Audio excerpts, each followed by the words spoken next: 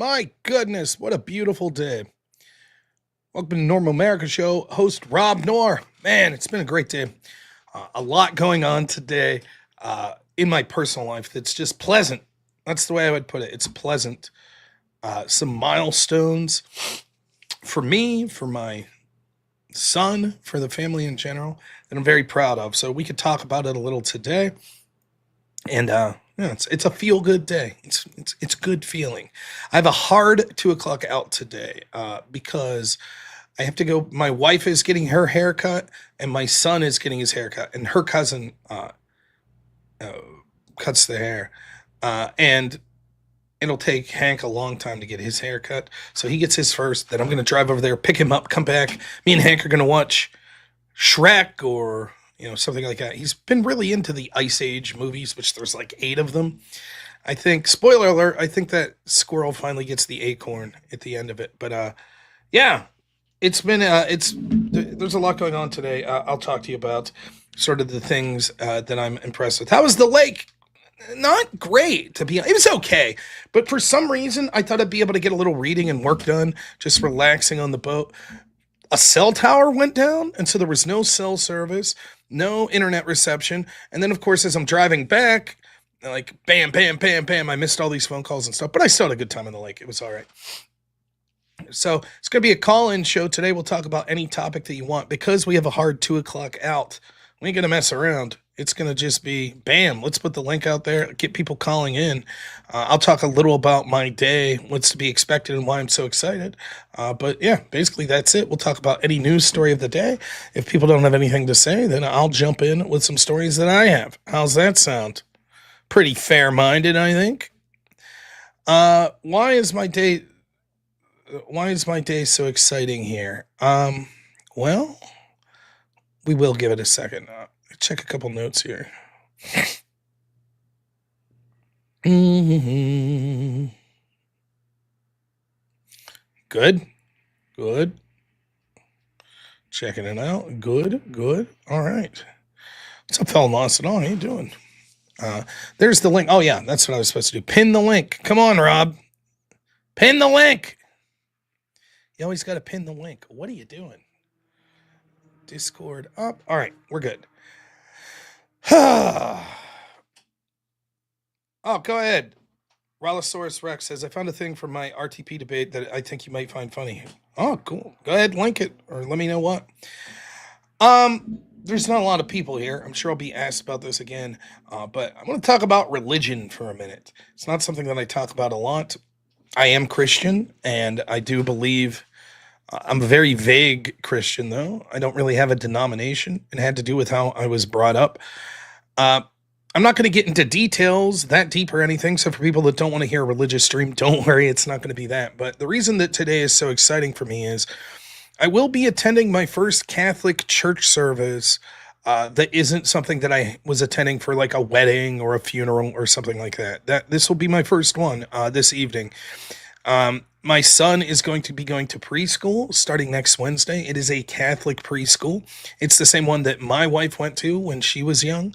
And so, as part of their open house tonight, we're going to go to a church service, and then we're going to go to the open house. So I'm very excited as a family. It's going to be something that we start doing regularly, attending the mass, and I'm very excited for that. I think that's something that's important. Maybe Catholicism isn't your particular brand. That's perfectly reasonable. I get it. But I think that in addition to getting physically healthier, I want to get spiritually healthier. And I think that attending church is a big part of that, particularly where, my son's going to be attending that church and that school. So I'm very excited. I feel really great about it. In addition to that, other reasons that I'm happy and excited today was on my wife's father's side, both her father and then her grandfather stopped in today. And it was a good call. It was a good time talking. I didn't get to talk to her dad, but I know she did. And it was a good time talking to her grandparents, which we don't see enough. So all around a good day. I feel good. I'm in a very positive mood, and I'm very excited to do something that I think is equally, if not more important than trying to get physically healthy. So I'm the type of person that does better with a routine. I think that I have coming up here this camp thing that I'm doing this weekend with friends. And that's it. That's sort of it for personal planned events that I had. Hank starts school next week. Our life's going to change significantly once he's going to school. And it is, even though it's preschool, he's going 5 days a week, like 8 to 3. So it's definitely going to be a big change for us to not have him in the house for those hours. But we're very excited. And I think he's very excited to go to school. So I'm going to start getting into a routine.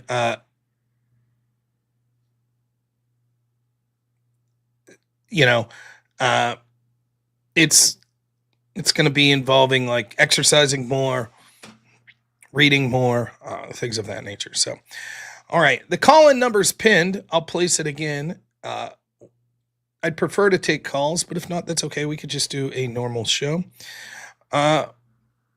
Rhilosaurus Rex says, basically in Sarah's channel, the debate between you two at 1:22:51. You go through your arguments, and when you're done, he asks for tangible proof of the trade deals.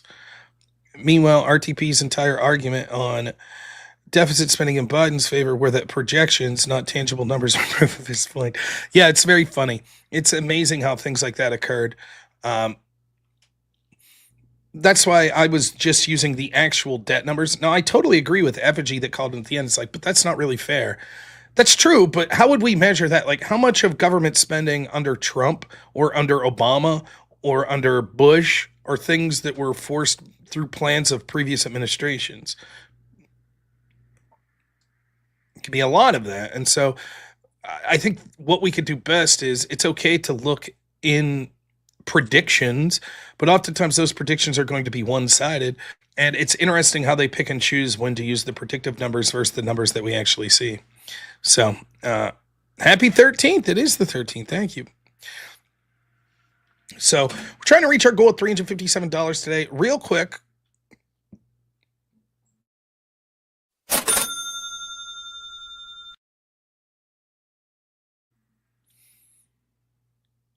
Are non-political topics okay for a brief call? I'd love to extol a little bit of the virtues and rules light role-playing games, alternatives to Dungeons and Dragons.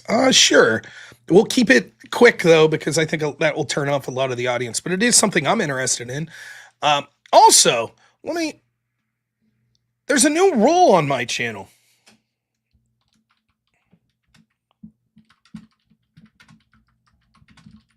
That made me a reasonable amount of money last night. And it's one of the most shameless and pathetic grifts that I've ever seen. And I'm more than happy to take part of it. Last night, somehow, we fell into a trap where, I don't know how to put this, people were requesting the whip song. And so I was like, all right, too many requests. From now on, if you want to request the whip song, it's $20. So barring having a serious debate with someone that's like pre-planned, that's going to be the new rule. So we'll give you a freebie. For a mere $20 donation, you could request this song pretty much at any time today. Where there's a whip, there's a way. Where there's a whip, there's a way. Where there's a whip, we don't want to go to war today. But the Lord of the Lashes says, nay, nay, nay. We're gonna march all day, all day, all day. Where there's a whip, there's a way. Where there's a whip, there's a way. Where there's a whip, there's a way. Where there's a whip, there's a way. Left, right, left, right, left. Where there's a whip, there's a way. Left, right. A crack on the back says we're gonna fight. We're gonna march all day and night and more. For we are the slaves of the Dark Lord's Lord. Now listen, I love debating and I love doing the political content, and I'll always do that. But if my channel just becomes playing that song it's about 1 minute, so $20 per minute for 2 hours a day, I can handle that if that's what the channel's going to become. That I just play the whip song the whole time. But no, it was funny. It was very funny last night. So if you want to request the whip song, $20. Yeah, and it's like putting a mirror up next to a mirror. You request the whip song. Whip song tells viewers to donate. They donate for the whip song. You see, it's infinite. All right, let's bring on a good friend of the show, Byron. I can never pronounce your full name. We'll just go with Byron. It's great to see you today. How you doing? Doing all right. That's all right. It's Byron of Sidious. It's a character. Oh, I always tried to pronounce it like a dinosaur name, like No, Byron it's all right. Sidious. It's the name of a character from my first fantasy novel. Okay.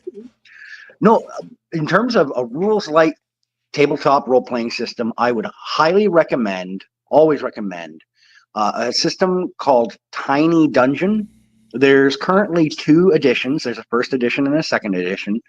They're called rules light because in tabletop role playing systems, there's what's referred to as crunch. That's when you're doing a lot of math, a lot of extra rules, a lot of skill sets. There's multiple layers. The more complex a system is, the more it is considered quote unquote crunchy.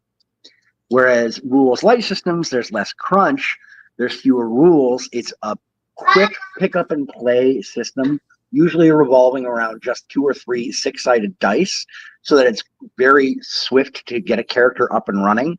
They're more narrative or story based and more theater of the mind. And the reason I would definitely recommend that you check out or maybe look into trying to find a group or do just a couple of quick pick up and play sessions of that is it tends to be a very easy style to get kids or younger folks involved in.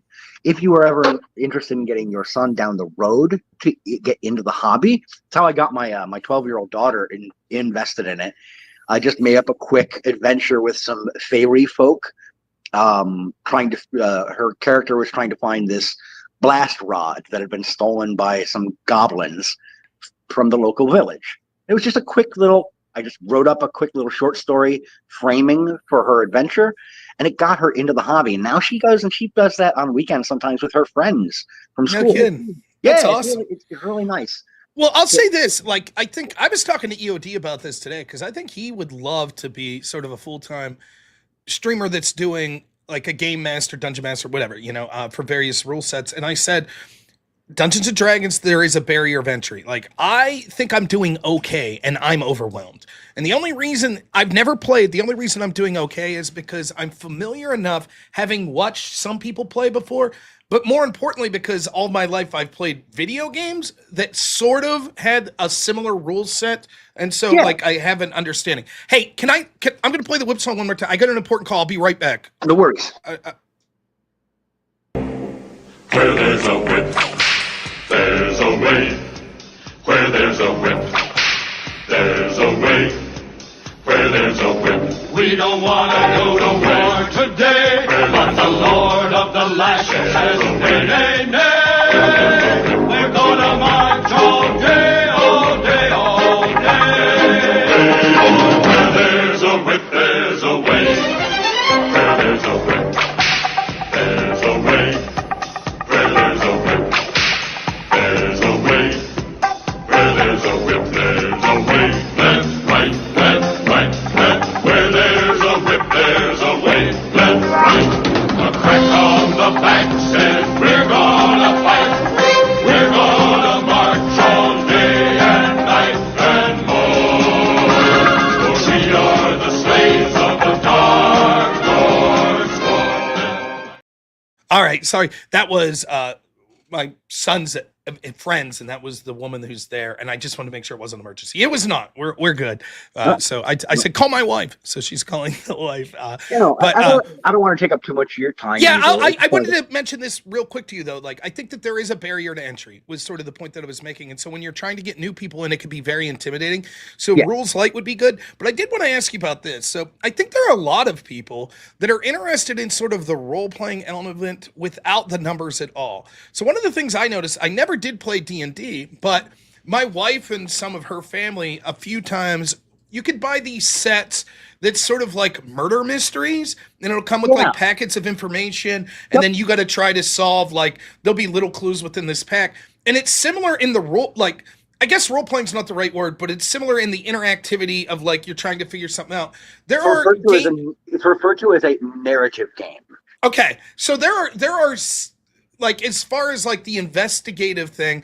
I mean, I'm aware that there are like things like Cult Divinity or Call of Cthulhu Yep. that seem to have less about like just action, like oh, I'm just slaying these monsters left and right and using magic and stuff. And like you can get into fights, you have statistics, you're doing skills checks and stuff like that. Yep. But I think a lot of that is even if your character was flawed, it has a lot to do with the narrative. Where even if you would roll a poor character, you could still contribute because it's more about like figuring out this investigation that's going. Yep. And I didn't know if you ever tried anything like that, but it A seemed to be couple of something. things. Yeah. So I don't know. I thought it was interesting because I just think there's a lot of potential for.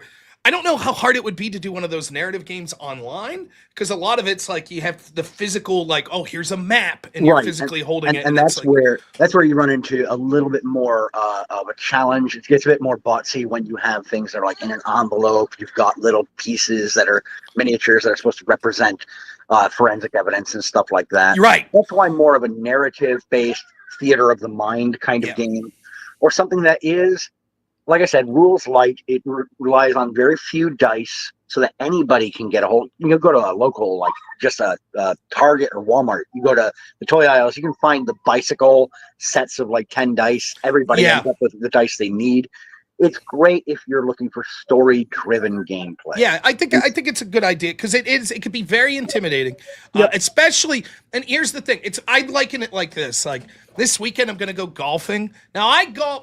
I don't know if I'll golf at all because of my back, but if I do, I maybe golf once a year, and I'm terrible. Like if I score a 10 on a hole, that's good, great. Like and my friends, some of them. They're like scratch golfers. They're playing all the time. And so I hate going with them. I'll go with people like me that also suck. But I feel like they're constantly looking at me waiting. Like I'm hitting the ball 4 times to their 1. And so it's like they're not having fun because that's how I feel about something like D&D. I don't want to join a game and everyone has to be on pause while I'm like, wait a minute, what's this skill do? What am I supposed to do here? I don't want to diminish other people's fun because I'm trying to learn.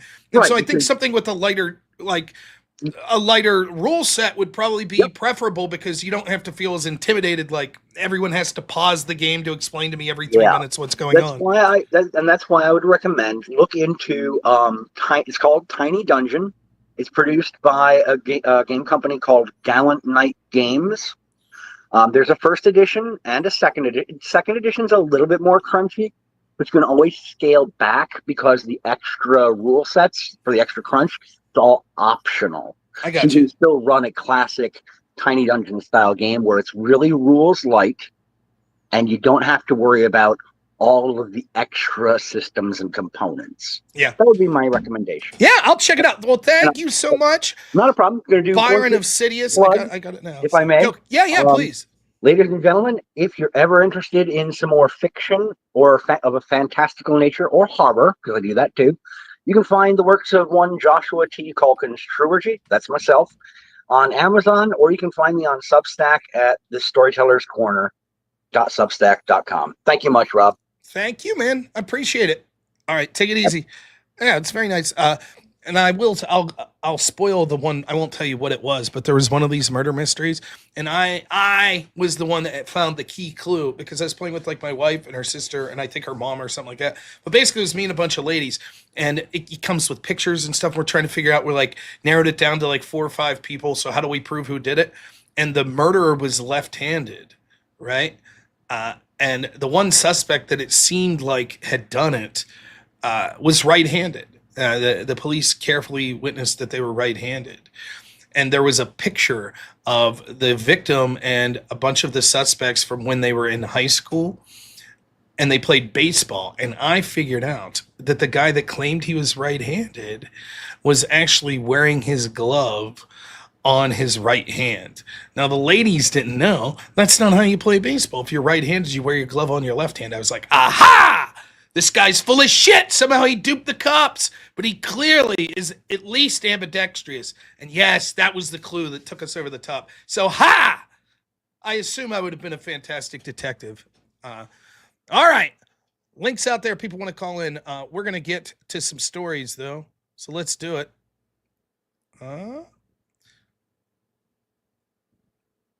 Please consider sending money. And tonight's stream will start at 8 p.m. Eastern because we will be playing D&D at 10 o'clock. All right. Stories.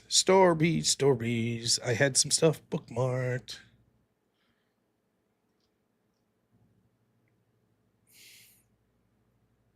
So I've talked a lot about Capitol Police Chief Sund, who was the person who was tasked with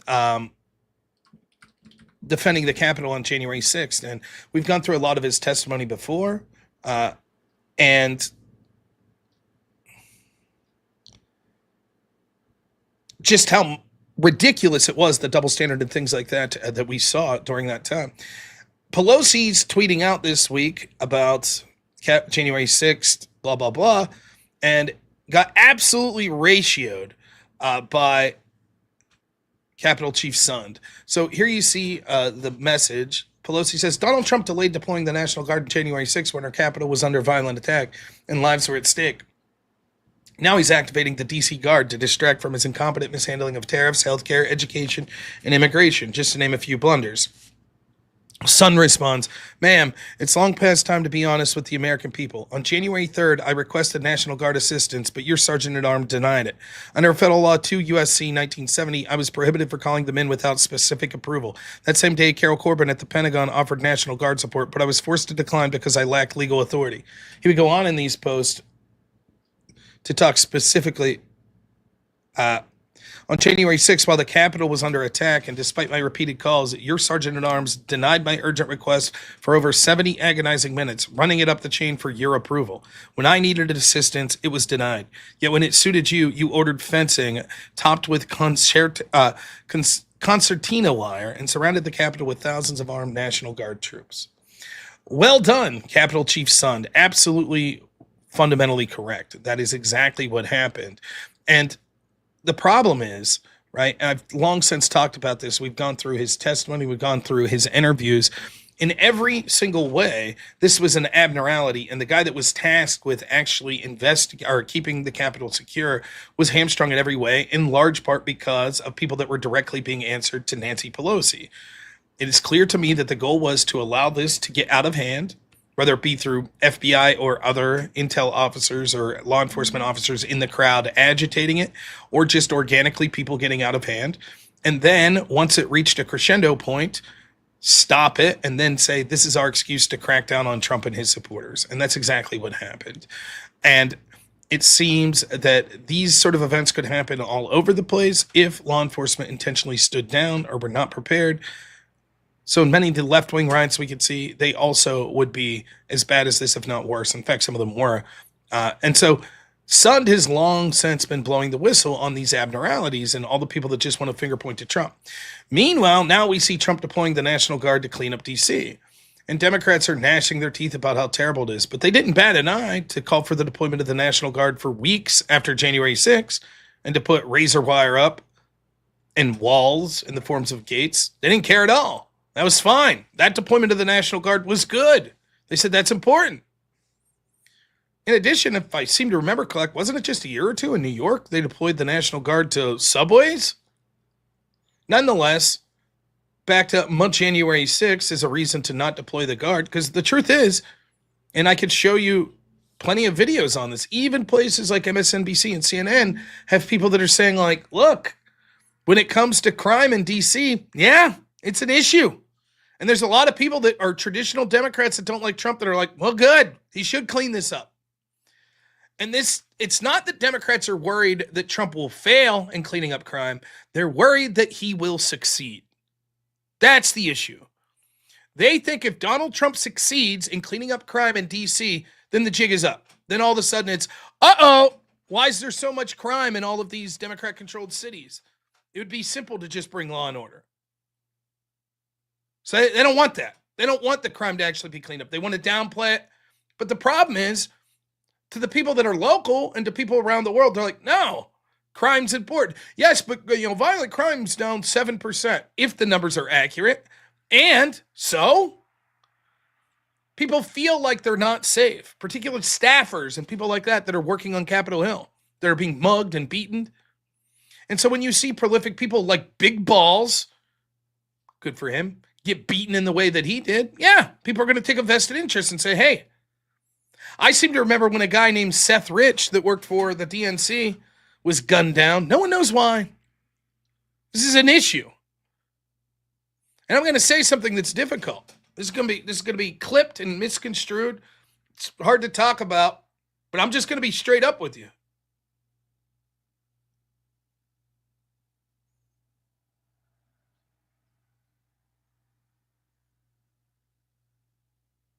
I'm going to be straight up.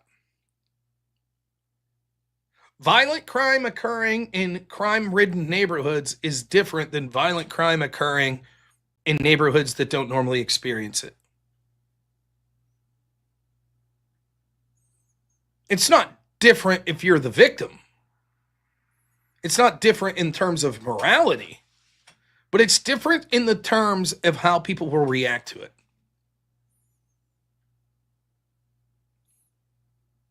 If you have a neighborhood that never experienced crime and there's a homicide there, holy shit, it's a huge deal.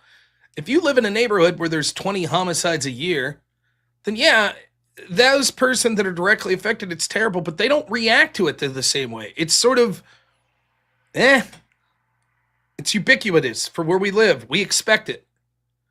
One of the things that's happening is, even if it's not homicides or assaults, you're seeing crimes like property crimes, carjackings, muggings that are occurring in some of these cities in areas that it used to be you would think this shit wouldn't occur in this sort of area. And people are tired of that. People are tired of walking into a department store. And I saw a clip for this today. I think it was a Democrat saying it's like people are tired of going into these department stores and everything's behind lock and key. It sucks. If DC's so safe, why is there a curfew for people under 17?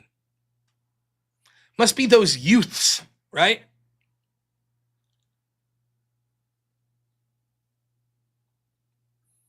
But it's racist. It's racist to want to deal with this. Why?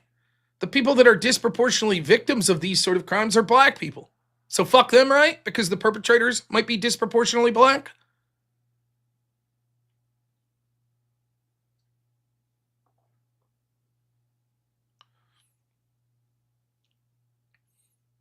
At some point, it's a losing message for Democrats to be like, crime's not that bad. What are you talking about? Perceptually, the people that live in these areas disagree. In my state, I guess the most stark place of this would be Philadelphia.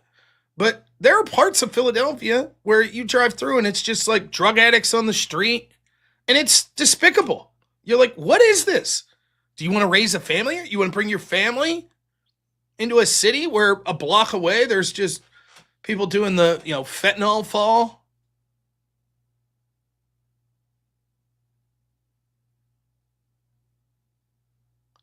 Is that what people want to see? No.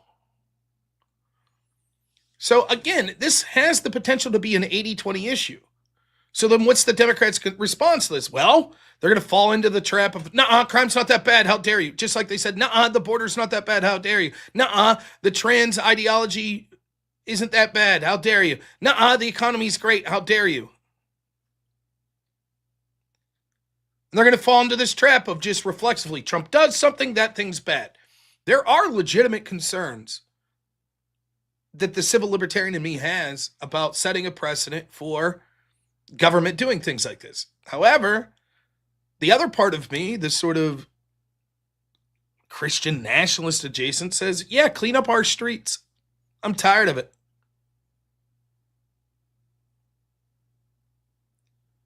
But the other strategy Democrats are going to have is to be like, it's a distraction. They may be right. It's certainly a political hot potato. Hey, I'm going to clean up crime. Like if Trump came out tomorrow and was like, hey, let's legalize weed. I saw that they're talking about lowering the schedule of it. You could be like, that's bullshit. That's a distraction. And I would agree, it would be.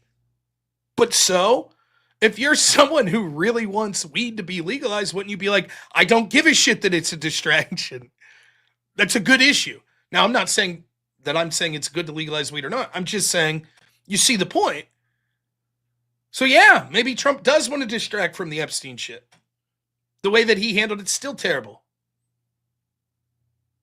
And yet, as I said about that, there's still going to be things that are good. And cleaning up the streets seems to be one that not only I think is good, but probably the majority of people are going to think it's good. Even some Democrats. DC is a heavy Democrat area.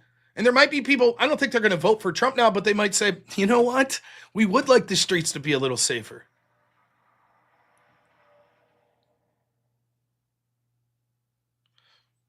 So now they go back to, but January 6th. And they don't want no heat on the January 6th. Now, I'm hoping, listen, I got to be honest, there's a little itsy-bitsy part of me that's getting a little more optimistic because it seems like they may indict someone. I'm going to up my percent chance from 5% to 15% that they may indict someone. And I mean someone serious, like John Brennan.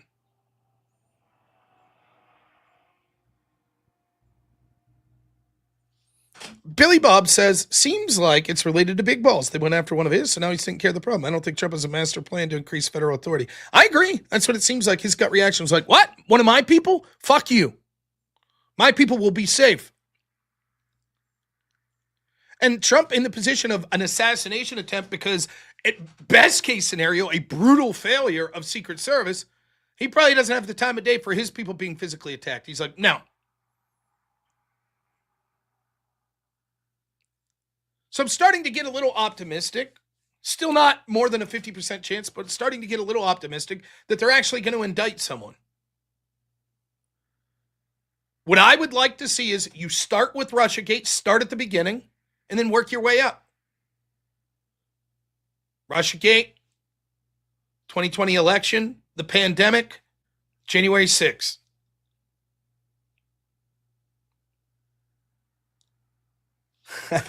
Nicodemus says, tripling your bet. You're a mad lad. The hubris of expecting action to be done will be your downfall.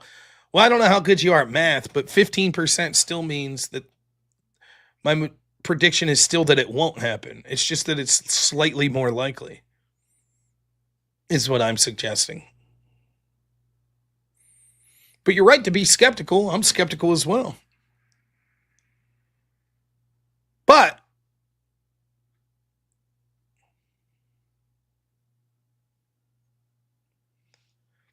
while we're on January 6th, let's play some of Capitol Chief Son's testimony that he had previously. And we've gone through this before, but worth rewatching. Get him, son. And I briefed all of the leadership of the plans to get them back into chambers. That would have been call number 3 with Speaker Pelosi. So you didn't have one call, you didn't have 2 calls, you had 3 calls. So Speaker Pelosi's comments that she didn't speak to you are inaccurate. That is correct, sir.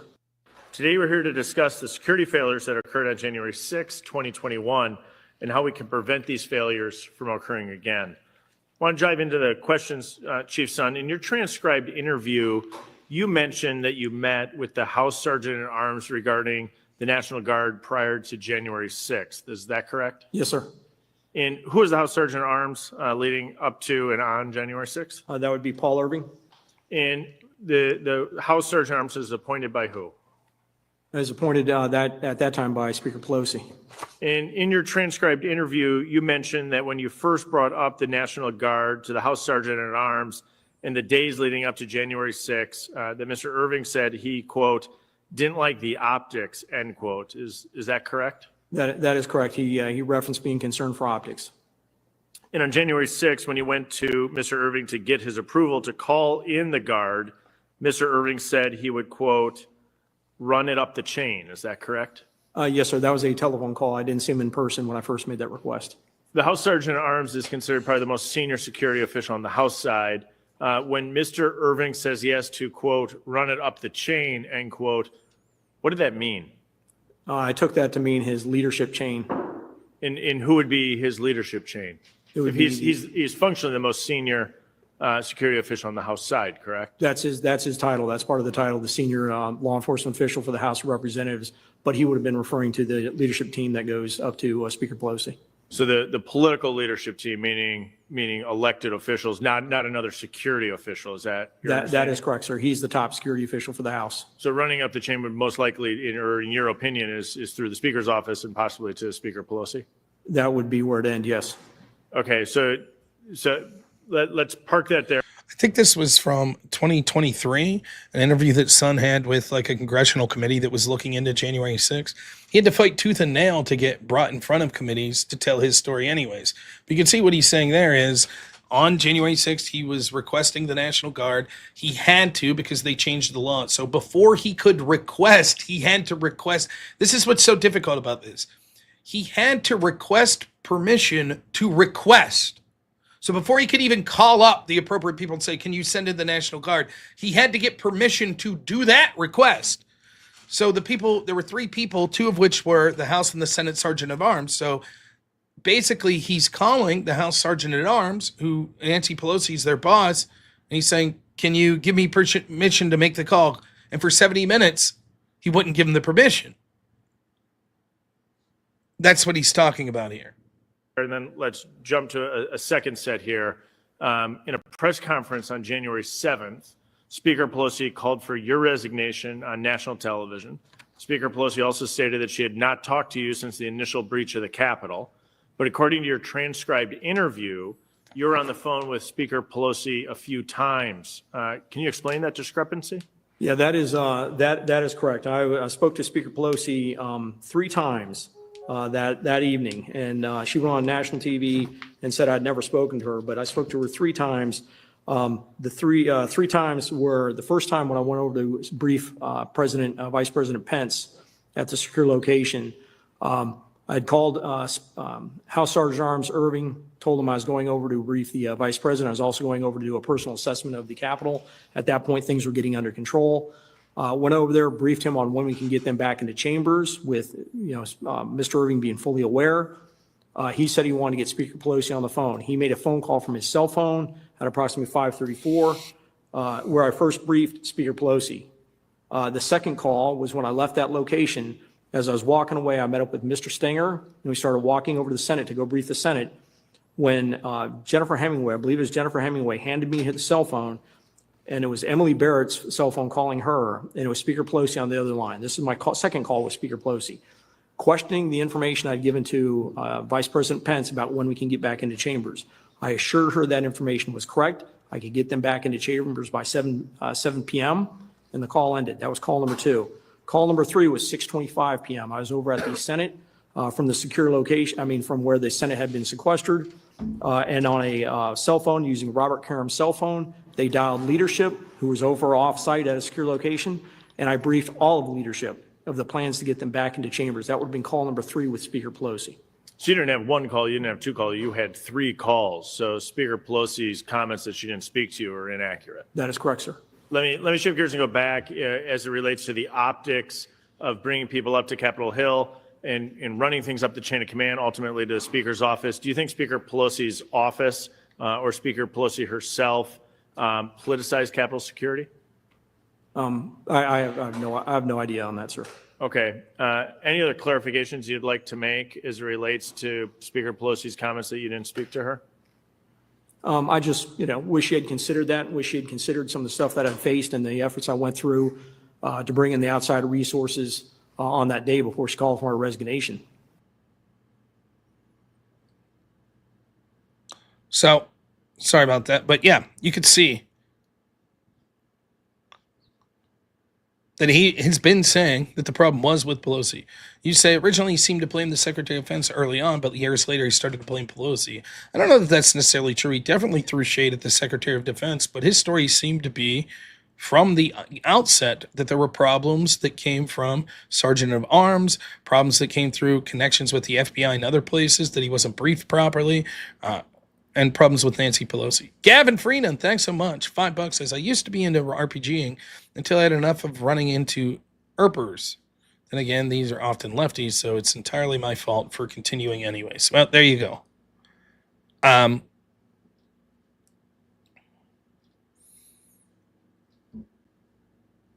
But we've covered that story with Sun. I just think it's funny that it's now getting attention that, like, Nancy Pelosi's again going back to that well. She may regret this because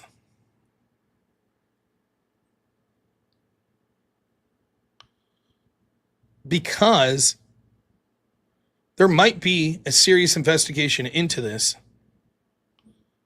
that they don't like the results of. All right, let's play a little grift song. Let's get those super chats in. I'm going to fill up a water. I'll be right back. And let's do Olive Jar song. Get super chats in. We'll be right back.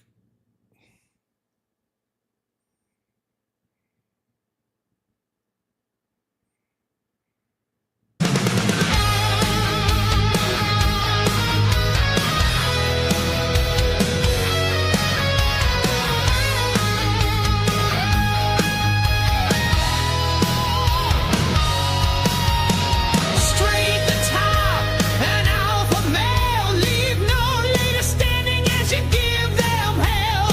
Patriarchy, winning debates, all fools are brought down, lying in your wake. There is only one thing to fear, one brain to bring you to tea. Olive jar, stands on the top of the mountain afar. A challenge inviting, a sight so frightening. Olive jar crushes men like lightning.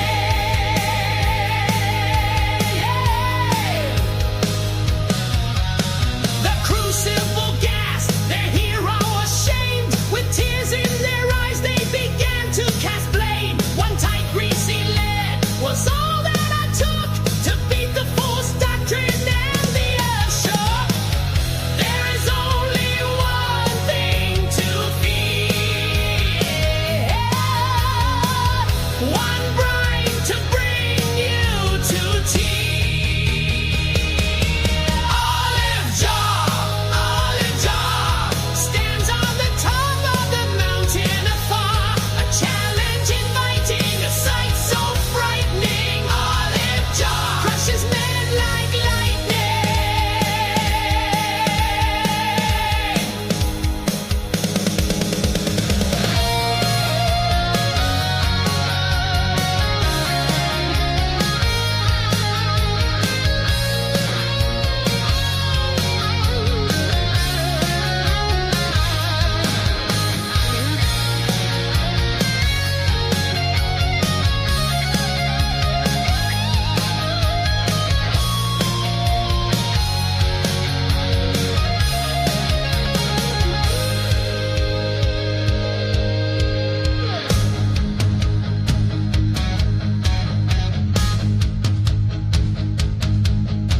When all seemed lost, an avenger did rise from down under land with fire in his eyes. A rattlesnake struck with power so great, the olive jar defeated by fate.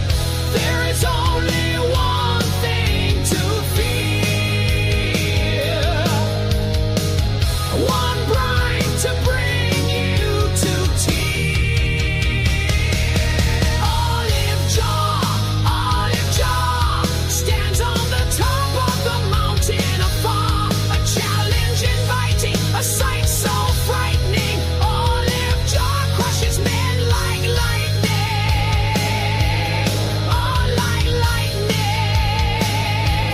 Oh, like lightning.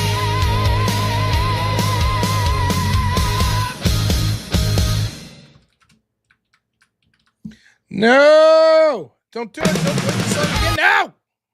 Now! What are you doing? Goodness gracious. All right. Thank you so much, Kokomo, for the $8. Thank you. All right. Listen, we're going to get to at least at the 1 hour mark. We got to at least. Oh, look at this. There they come in. I was going to say, we got to get to at least 25% of our goal. The great Michael Stuckey. What a legend, folks. $50. Holy cow. Thank you so much. Then Communitarian Christian, $5 says, hope all is well. Don't know if you'll be at DebateCon this fall, but if you are, can't wait to meet you for the grip. I will be at DebateCon. And then, ironically, my friend Grid comes in, who will also be at DebateCon.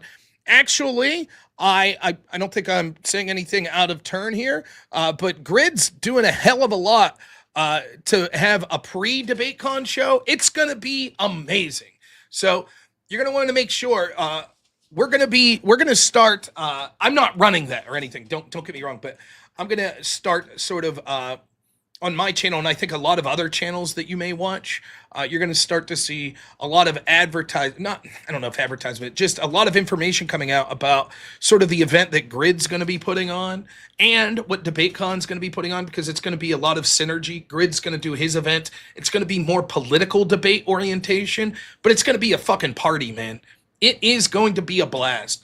And, you know, I've talked to Grid when I was in Hammond here the other weekend. Grid was there. We talked about some of this stuff. Like, I think he has an excellent idea for what people want when they go to a convention like this. It's not just about going and seeing a speaker or seeing a debater. It's about the environment that you're creating, and it's going to be a blast. So I hope that you all consider going to DebateCon and, not just that, but getting there early and going to the events that's going to be put on. I know the Crucible is going to be doing stuff. Grid's going to be doing stuff. Sarah Tomato, I think, is going to be doing stuff. So it's gonna be a lot of fun, man. It is going to be an absolute blast, and I can't wait to meet everyone there. And my wife's going to be making the trip with me. Actually, my wife's family is coming. They're not going to be at the event, but they're going to come down and hang out with my son Hank while me and my wife go to all the events and all the days that we're there. So I cannot wait. I think it's going to be a huge, like 4 or 5 day party, however many days it's going to be. It's going to be a blast, and I can't wait to do some debating myself. And can't wait to watch some of the other great debates that are going to be there. So it's going to be a lot of fun. I'm really looking forward to it. And I think we should start the hype on it now. November is going to be here before you know it. So we're going to do a full court press pushing the hype on this. And I hope, look, it could be a decent chunk of money. Here's what you do. Stop sending donations to people like Grid and other people. To heck with them. Send all your donations to me. Keep that going. And then buy the tickets and stuff, you know, with the money you're saving. And I'm just kidding. But hey, look, it could be a considerable chunk of change, even aside from tickets to get into something. Travel, if you're not local, you have to rent a car or you're flying in a plane, etc. Yeah, it could be sort of a pain. But what's going to set this event apart, particularly, I could speak, you know, I'm hoping that James from Modern Day Debate knocks it out of the park. I really do. I hope that he does. I don't know. I don't know James that well. I don't have anything poor to say about James necessarily, but I know this. I know Grid, and I know the work he's putting into the venue, to the energy that he's putting into it. It's going to be a fucking blast. And I think people will see that it's going to absolutely be worth it. There's going to be people from the Crucible there. You're going to be able to meet like me. You're going to meet Grid. There's going to be awesome debates that go on. There's going to be awesome food. There's talk of like, you know, libations, alcohol and stuff like that will be there. It's going to be a party. It's going to be a convention where it's not just about seeing the people. And Grid's, his event's going to be free, but donations will be appreciated. Yeah. So, I mean, Grid's definitely, I'm not going to break it. I'll just say this. Some of the shit Grid's sending me, pictures of the venue and stuff, I don't know how much shit's costing, but it looks legit, man. It looks legit. And I don't think people are going to be disappointed. I think it's going to be a fucking party. And it's Nashville, man. I mean, you couldn't add, for me, one of the greatest cities in the country. I happen to be a little partial to old school country music, but my time that I've spent in Nashville, granted only 2 days, was a blast. It's a different city, man. It's like a big party. So, yeah.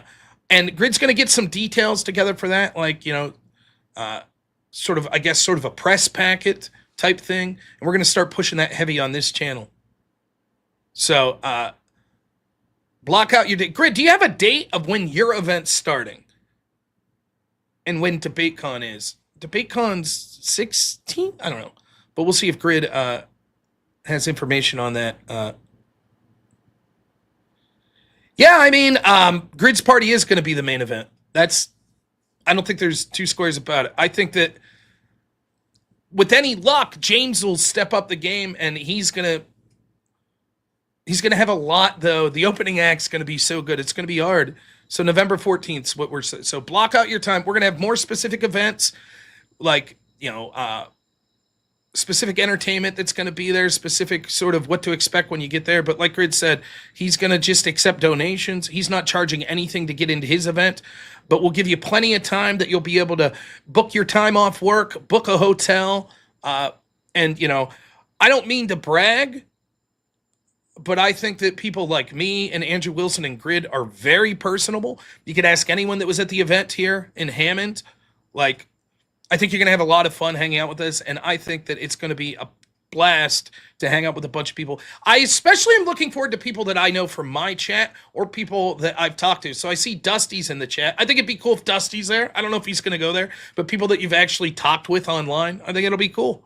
So I'm very much looking forward to it. I think it's going to be a blast. And as far as it's the first sort of thing I've gone to like this, that I'm like, I know that I'm going months in advance. I'm very exciting. It's going to be the first sort of thing like this that my wife goes to, and she's going to be there with me.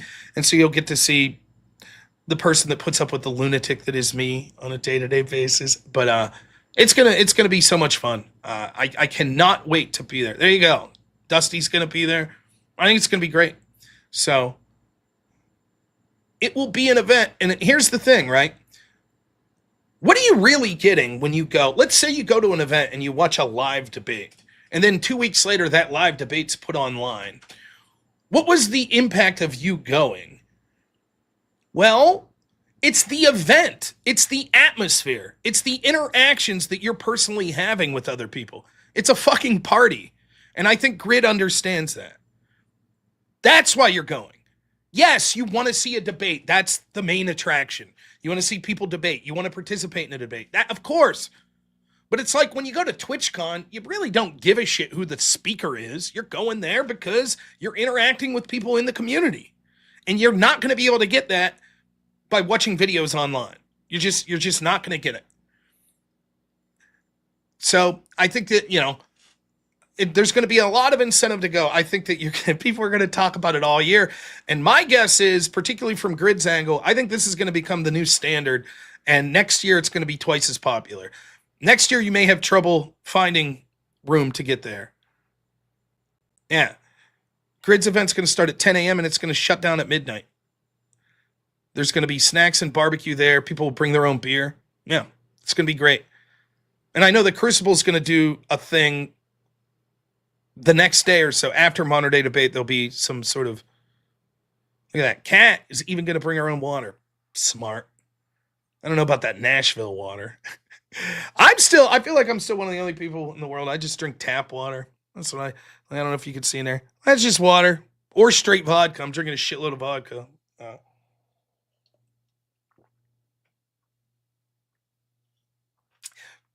Yeah, I got an Airbnb. Honestly, Grid was really helped me out. Was going to help put me up in some places that he owns. But my family, my wife's family, actually was going into the area 2 weeks after it, unrelated to this. And they've bumped it up 2 weeks. And so we got a big Airbnb like 10 minutes outside of Nashville proper. That's going to be a lot of fun. So there's going to be like probably 8 or 9 of us that are staying at this Airbnb. Anyways, we could talk about that if people want. We could talk about the sun stuff, but we are taking calls. I remind you, we're also taking financial donations. I'm one of the, like, my mods, none of them are here, so I could run wild. But my mods are always giving me shit because I'm constantly, like, telling people to do other shit than watch my channel and donate to my channel. Save your money and go to DebateCon. Support Grid. Or, at night I'll be like, oh, man, Grid's got an awesome debate going on over there. Sarah's got an awesome debate going on right now. It's like, wow, you're basically telling people to change the channel. Ah! That's what's great about this community. A rising tide lifts all ships. I want to see everyone that's involved in these platforms do well. So, but man, I cannot wait. I think that it really is going to be the party of the year, and it's going to be good stuff. All right. Oh, shit. I got to do something here real quick. No,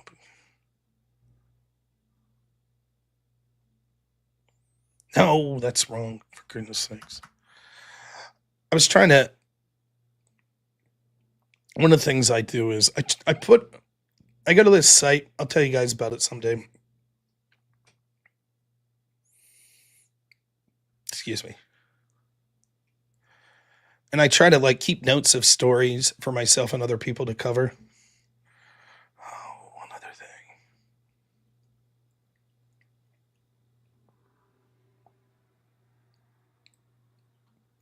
Okay. Okay, I think we're good.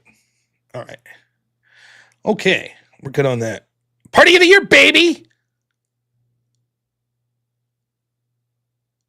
Patrick Finnegan says, why are so many of Fuentes' opponents so complimentary to him these days? Have we forgotten his rules for racist and Holocaust denialism? Yes, I have forgotten it. Or more aptly, I just don't know a lot of the specifics. For example, I hear that he denies the Holocaust. What does that mean, though? My best interpretation of that is he says it was grossly over-exaggerated. But I'll tell you right now, I have no fucking clue what he says. I see these little 30-second clips. Sometimes I'll see a clip and people are like, it was him joking. I do know what it's like to be clipped out of context. Clearly, I think that it is beyond all ability to argue that he says there's significant problems with Israel, their influence in the country, etc. That's clearly true. I've heard people say he's an ethno-nationalist. I don't know if that's true. Is he someone that thinks that there should only be white people in the country? I don't know. As far as his rules for races, I don't know what that is. I'll just be honest. But there are positive things I could say about Nick Fuentes. I think, but none of them have to do with like the morality of him. I just don't know. He's an entertainer. He's smart. He's a good debater. He knows how to command a crowd. He's funny. There is something that's likable about him.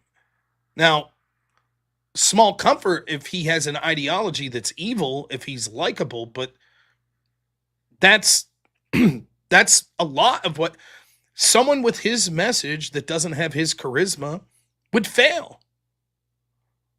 And just looking at it from purely that's not me being complimentary to him. Like, he's a good guy. I like hanging out with him. I think he's making good points. I'm not saying any of that. I don't know enough of his content. I don't.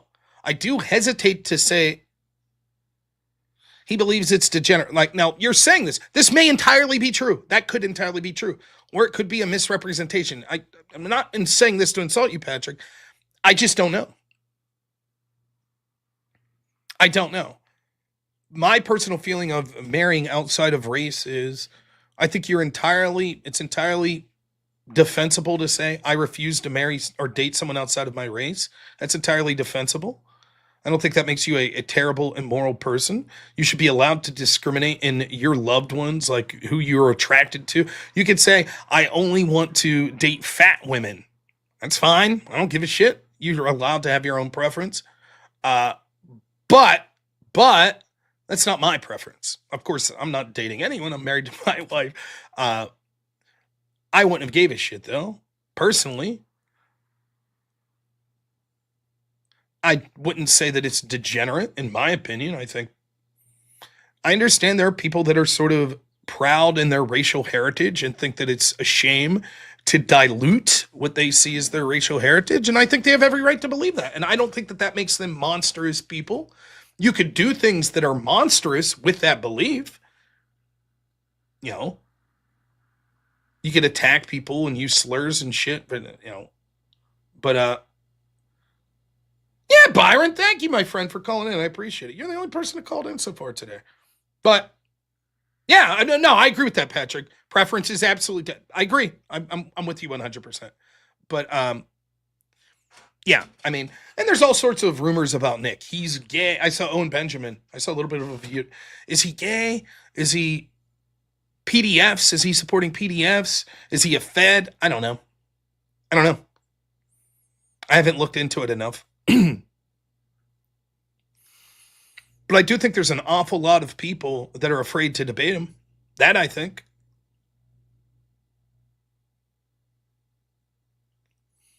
And maybe for good reason. Maybe part of it's because they'll get attacked by Nick Fuentes' community. And who the hell wants that? Maybe part of it's because they're afraid he's a better debater than him.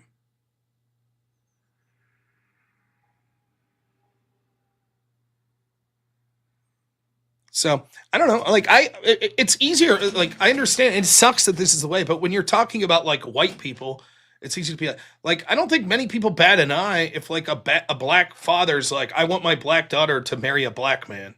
Most people are like, eh. But if a white father says that, it's like, oh shit.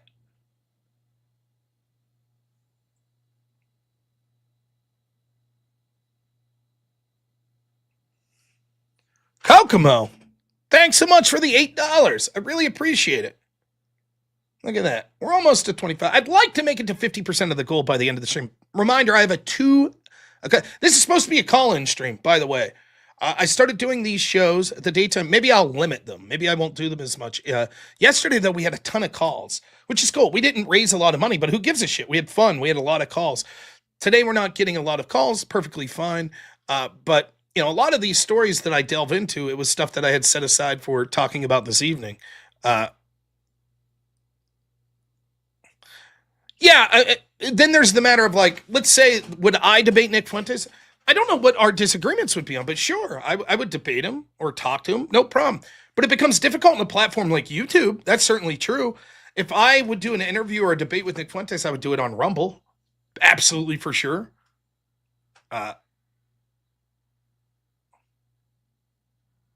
But I don't know.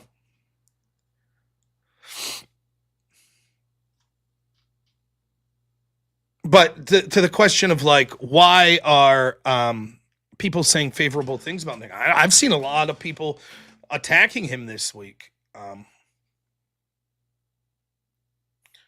The truth is about Nick Fuentes, this I could confidently say, and I don't think this is misrepresenting the truth or coming from a place of ignorance. People like him and his ideology are something that's going to have to be contended with. He's got a lot. There is a dedicated base of support for Nick Fuentes and ideas that he espouses. And maybe you'll look in and you'll say, I agree with a lot of what he's saying. Maybe you think it's monstrous what he's saying. But running from it's not going to help. It's not. And so the people that are like, we're just going to put him in his little box and isolate him, and he could be over on Cozy TV or he could stay on Rumble and we'll never have to deal with him. That's okay. You can try to do that. But his support's going to grow and grow and grow. So, that's my thoughts on Nick Fuentes. But I have to plead ignorance on that. I've never sat down and watched a show. I see these little 30-second clips. I'll be honest, some of the memes are pretty funny. I saw one the other day and it was just it was like me when I take my morning sip of coffee, and it's just Nick Fuentes. It's just a 4-second clip. He takes a sip of coffee and puts it down. It's like, Jewish people. The absurdity of just this guy's so obsessed with Jewish people that that's his morning coffee routine. But I don't know. I think he's talented, smart, charismatic, and a lot of people run from him, and I don't think that's the way to deal with it. So, all righty, we got another call. Our good friend Level 4 Lobster working again, man. Do you ever get a day off? No. You guys need to stop ordering stuff, and then I could think about it. But ever since the coup happened, everyone and their mom realized that they could order anything they wanted, and a guy dressed in brown will deliver it to them. So that's true. Dude, one time my UPS guy bought a new push mower. It was the second one of the same model I had in a week, because the first one I got, there was problems with it. But it started up fine, the first one. The second one I couldn't get to start. Here it had a lock on the blade underneath. I'm pulling this thing as hard as I can. My UPS guy delivers something, and he's looking at me. He's like, here, give me a second. Flips it over and fixes it. I was like, damn, I didn't know lawnmower repair was in the description for my UPS man, Well, I thought you were going to say you had the UPS guy deliver you the lawnmower, which I hate those people. I'm just going to say that out loud right now. They're the 100-pound lawnmowers that take up a quarter of my truck just because they didn't want to go to the store. But that's definitely not why I called. I want to start off by saying that I am in an interracial marriage. So I do have some kind of hate and discontent in my heart for Nick Fuentes and kind of some of the shit that he spews. Would you agree with you, in your estimation, I'm not saying this is true or not, but you think he has claimed that it's degenerate to marry outside of your race? I think I was watching something he did where he compared interracial marriages to fucking dogs in the same category. Yeah, that's, again, I don't know if he's joking, and I'm just listening and taking your word. Maybe he would have a different, but yeah, that's absurd. It's a joke. Well, I can get that, and that is that is the hard part, because you can always fall back on joking, and I get that. I was younger at one time. I played Call of Duty lobbies. I used all the gamer words, um, and you being ridiculous and outrageous is just part of growing up. It's part of getting older. Um, but I do feel like uh, Well, he is. here's the thing with joking like that, right? There's a joke because it's lighthearted and it's not from a place of something you seriously believe. So, for example, if a white guy, this I know this isn't perfect, and people don't want to hear this. If a white guy is sitting in a bar with three black guys and he's friends with them, and he tells a joke and the punchline includes a racial slur with a hard R, and all the black dudes start laughing, there's probably a good chance that dude's not like saying that from a place of like horrible racism, or at least the people that he's associated with don't feel it that way. But if you see the same joke being told by people, wearing Klan hoods, then it takes on a different feel. And so the same is true when it comes to joking. I would think that it's hyperbolic to say something like interracial marriage is the same as like interspecies relationships. But if it comes from a place of like, but I seriously do find interracial marriages to be disgusting, then the joke's okay. It might be a joke, but it comes rooted from a place of like, but this is the morality that I'm speaking to. So I think a lot of people want to hide sometimes what they're saying behind jokes.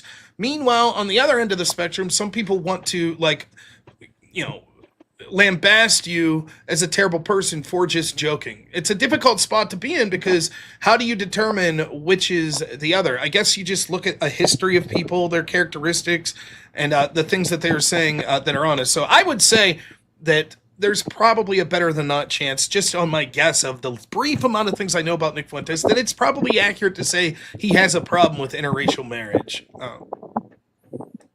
I mean, but I'm not saying that he should be silenced, and I do find it I find it really weird that a lot of content creators have actual fear of his audience. Like you hear, I mean, and that's insane.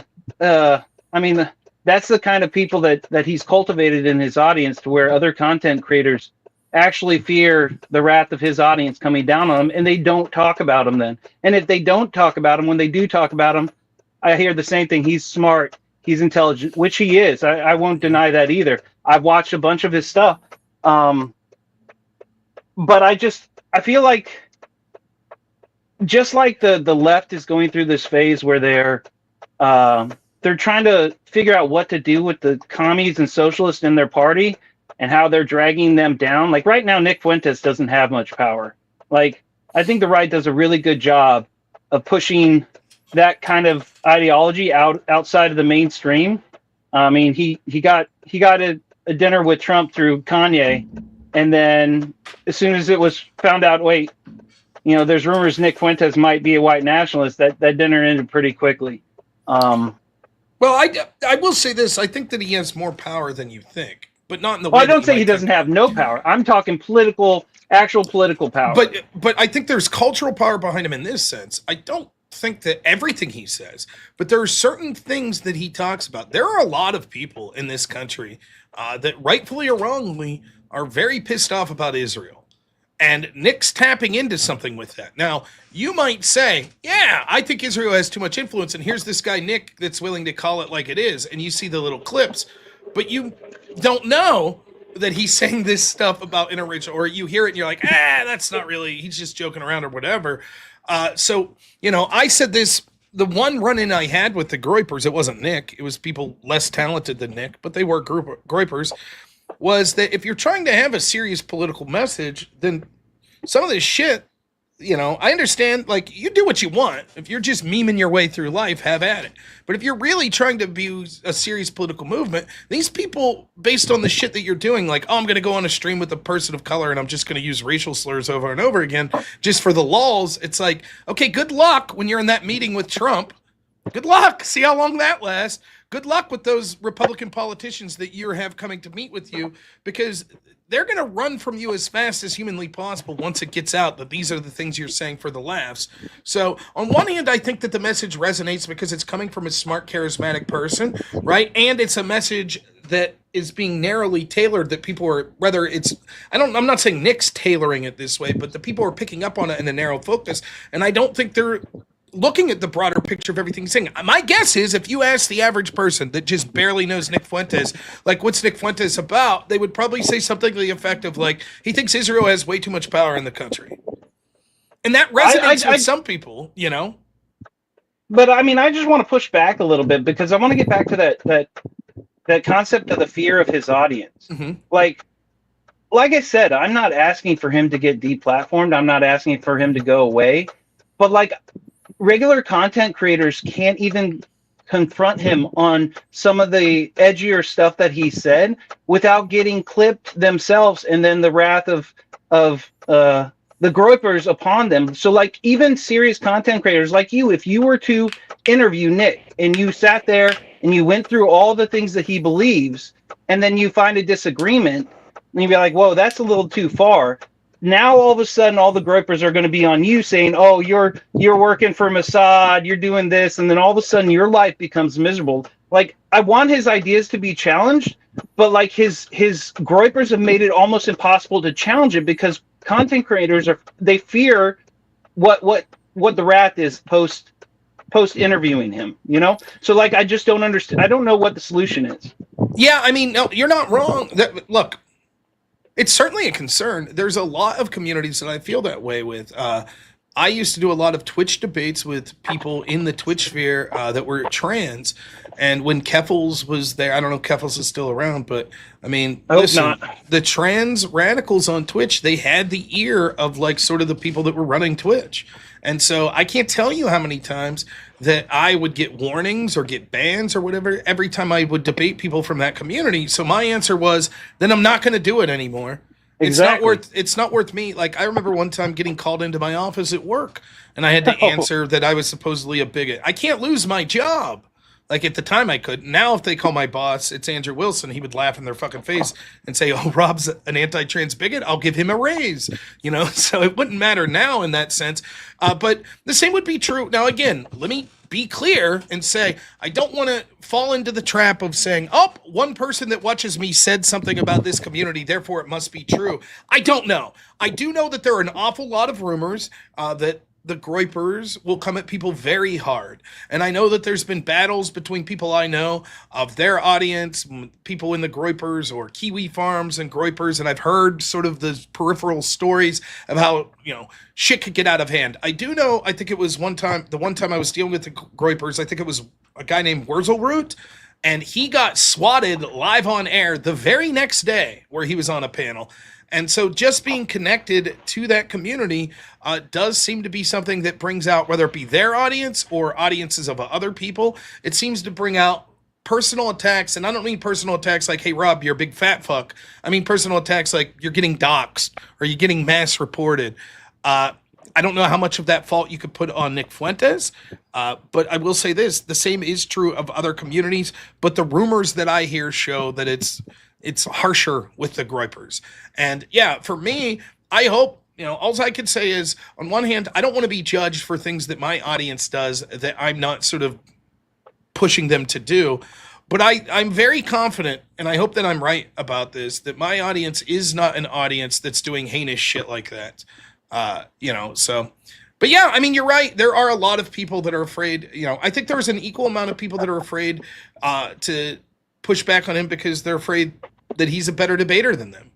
And so the easier excuse is, I don't want to platform him. I don't want to talk to this guy. Just let him in his little bubble. But I mean, yeah, it's all I can say is I'm not a white nationalist. I think that I think there's legitimate criticisms to be made of Israel and their influence in the United States. I push back against that. I think that people go way overboard with it and they want to disparage anyone who's Jewish and act like every single person who's Jewish is involved in this like grand conspiracy theory. But I haven't really looked into it at a deep level to know the specifics of what people say. It's not really my cup of tea, and I would sooner just exist outside the scope of that. And you're right. Part of it is I don't want to deal with, you know, this war where all of a sudden there's a bunch of extracurricular stuff taking place. But I would And I interview would, him and or I would debate him. I would if it came to it. And I guess I'd just take the consequences. But it's not something that like, you know, that I've got an offer and turned it down, or I think I'm a small potato compared to Nick Fuentes. So, whatever. no, and I honestly, like, I wouldn't want. That's the messed up part. Like, I wouldn't want you to interview him or debate him because I don't feel like the wrath is worth it. I really wish. I mean, really, some Groiper is going to watch this, and I'm pretty sure that it will maybe get back to Nick. But what I'd really want Nick to do, if he's serious about what he's trying to do, he needs to rein in the Groipers. Like, the content creators shouldn't fear him. Like you said, you would talk to him. I bet a lot of people would talk to him. And if he's getting the raw deal out of this, maybe he is joking. Maybe he's not the boogeyman, and he just can't get on places because he can't talk to people because they're afraid of him. If that's the case, like, he needs to rein in his crowd and be like, hey, listen, we have a movement here. I would like to push this forward, but I can't do that without your help. And right now, you guys are a hindrance. You And might be I right. I honestly don't think that's the case. I think he honestly is using his Groipers as a sword, and he's using comedy as his shield. And until someone takes that on full head without fear, I just this idea that, oh, he's articulate and he's funny, which he is. That's going to be the story from the right. And if there are darker, sinister beliefs behind that, like, no one on the right is going to challenge him, and his movement is only going to grow more. And once these Groipers become old enough to start getting into politics, this cultural movement will move into politics. And to be honest, I don't like a future, if he's not joking, I don't like that future of Groipers and Nick Fuentes leading the way. Well, I mean, I think it's a fair point, and again, it's sort of a thing where I only ran into the one time I ran into him. It was literally just I happened to be going to work, saw that they were like insulting Stardust, and I called on and was just like, "What is up with the attacks? What happened?" And then they started to insult me, and I had a little run in. It wasn't a big deal, I'll be honest. I don't think I got doxxed or anything like that. But I was then talking to Andrew Wilson, and he's like, "Do you know who these people are? Do you know what their reputation is?" I'm like, "No, I don't know anything about it." I vaguely knew Nick Fuentes, but I didn't know his movement was called the Groipers or who these people were. But that's how naive I was. I'm just the type of person that's like, I'll call in and talk to anyone. I don't give a shit. So, but I mean, it's a point well taken. I'll say this: he takes a lot of oxygen. He gets a lot of people talking. Even on this show, I think we probably talk about very little that's connected to sort of what he's talking about, and his name comes up a lot. So, I do leave room for wanting to hear things from people's own mouth. I understand that not everyone can control what all of their viewers do. So I try to take things with a grain of salt when I hear Nick said and believes this, his audience said and did this. But in general, I think that a lot of the reputation, at least there's a kernel of truth to it. And you're right. I know a lot of other streamers that are afraid to platform Nick, whether it be because it'll affect them in the algorithm, or because he'll say some things that they have difficulty pushing back, or because his audience will be hyper aggressive towards them. And yeah, so. What? Hey, Lobster, I think I'm going to get going here. But No problem. Go ahead. I'll give you the final word. Oh, no, I already got you in trouble with the tomato last night. Oh, no. That was fine. Now I got the Groipers coming at you. I'm going to be the number one anti-fan here shortly. No, it's fine. It really is. But keep doing what you're doing, Robin. And I don't like to call in more than once a week, but like, I didn't want you to waste any more content that you have planned for tonight. So you have a good night. All right, you have a good one. We'll see you. All right, good stuff. Yeah, well, it is what it is. One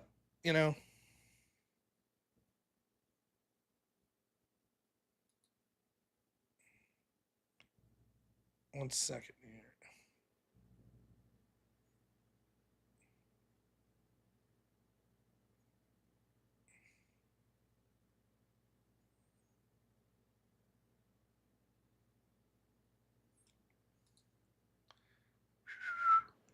I always like hearing for Level 4 Lobster. By the way, I've argued with him quite a lot. Yeah, I mean, that's true too, Thomas. The idea you can control people online, that is like herding cats. I agree. Kokomo, thank you so much for the $8. Get those super chats in. I remind you, I have a hard out at 2 o'clock. I gotta go pick my son up at the haircut place. Then I'm gonna have fun with my son until 8 o'clock tonight. But here's the deal, right? Like, I do hesitate to blame people for the actions of their audience. Clearly, there comes a point where if you know your audience is consistently doing something very negative, like doxing, brigading, etc., and you're just like, oh, I don't care, then there's a little more blame to be placed. But I do have a hesitancy to say you're responsible for all of the actions of your audience.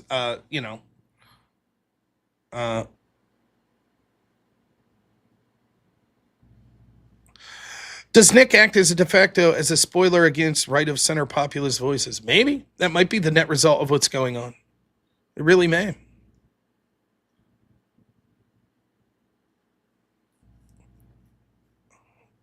But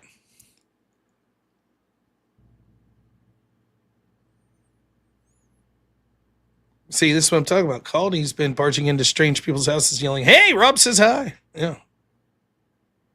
Does he call for a group or what? See, I don't know. This is it. People say, oh, he did this, he did that, he did this. I don't know. I don't, like I said, the majority of what I see of him is little memes that people make of him online, where it's like them, saying, me meeting my wife's parents for the first time, and it's just Nick like, anyways, Jewish people, and it's like, okay. But I haven't watched a lot of his content, All right. Oh, a good friend of the show. Remember, get those super chats in. Miguel, what's happening today, my friend? Not much, really. I saw that video this morning of you debating the neocon and completely calling him out for his stupidity. Yeah. Black Elk did a hell of a job. Yeah, honestly, the problem with these neocons, they're completely hypocritical. They have no ground to stand on. They will not practice what they preach. Yeah, they pretty much use conservative as in the names, but they're not conservative at all. Yeah, I agree. Hey, mute your mic when you're done because I'm there you go. I think that like that specific, I haven't watched that video yet, but if I remember the call, that specific person, like this idea of people that, are like, leave them fight, keep sending them weapons to fight, and it's like, it's easy to say that when it's not you.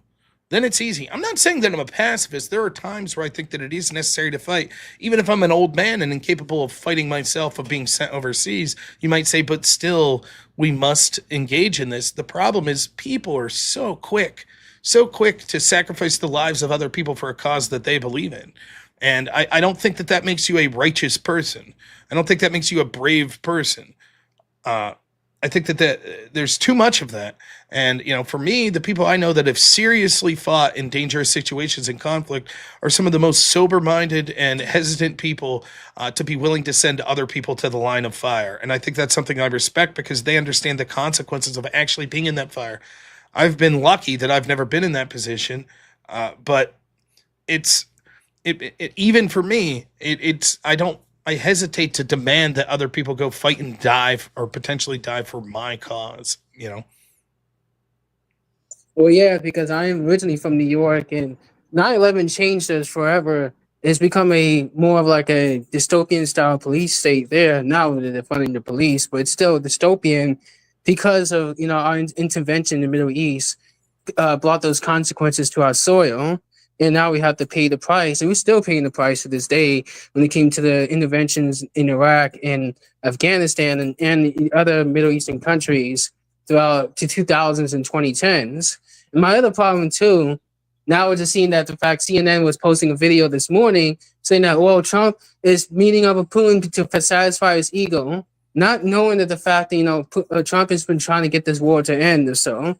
It's always negative. It's like they want to egg this war on to the point they might want nuclear annihilation.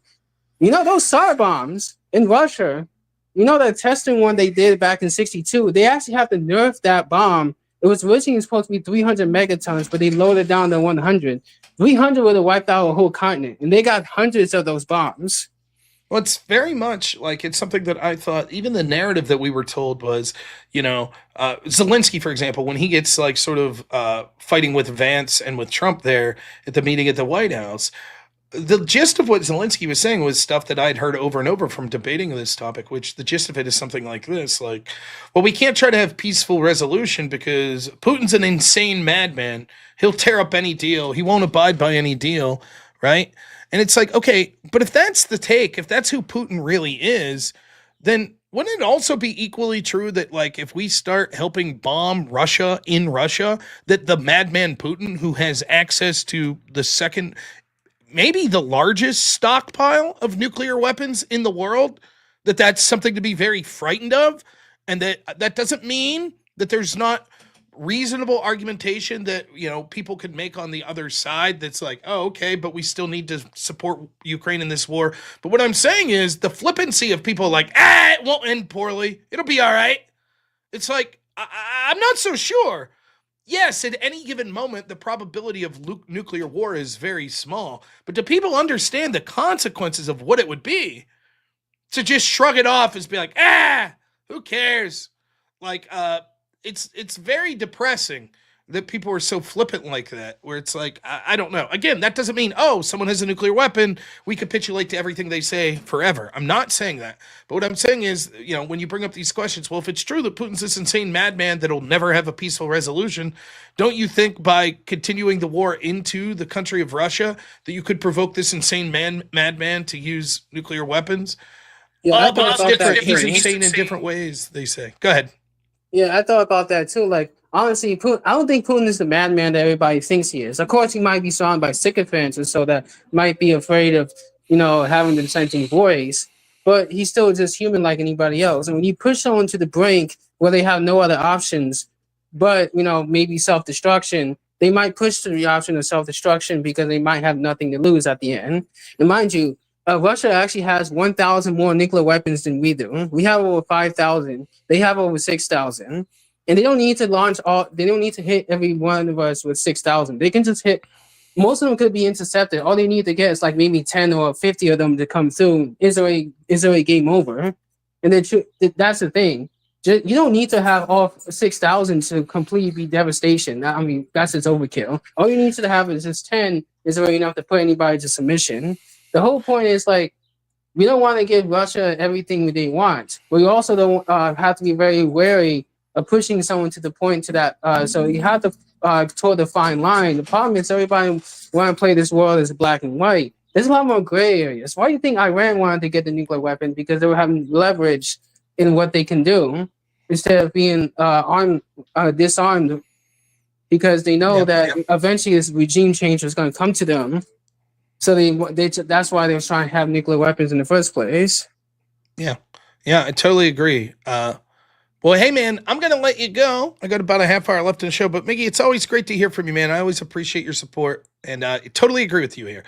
It was too flippant with which the way, again, I think we're both in agreement. That doesn't mean, well, just do everything Russia ever wants, but you have to be honest about, like, provocations and trying to have the best possibility to set it up so that Ukraine's in the best position possible to negotiate and have a peaceful resolution. Because the longer the war goes on, yes, it's Ukraine that's primarily the people that are suffering, but it does have the potential to have severe negative consequences around the world. So, yeah, my final word here is the fact that debating these neocons, they need, like, honestly, their mind is so narrow. They think that everything is going to go in their way, but it doesn't work. I mean, obviously, it has not worked in our favor for a very long time. And the only thing is, it's gotten worse. And the thing is, when it comes to pro-Israel lobby, if the Jews, not the Jews, but the Zion government in Israel does care about the United States and the survival, then why in the world that they're allowing open borders to come through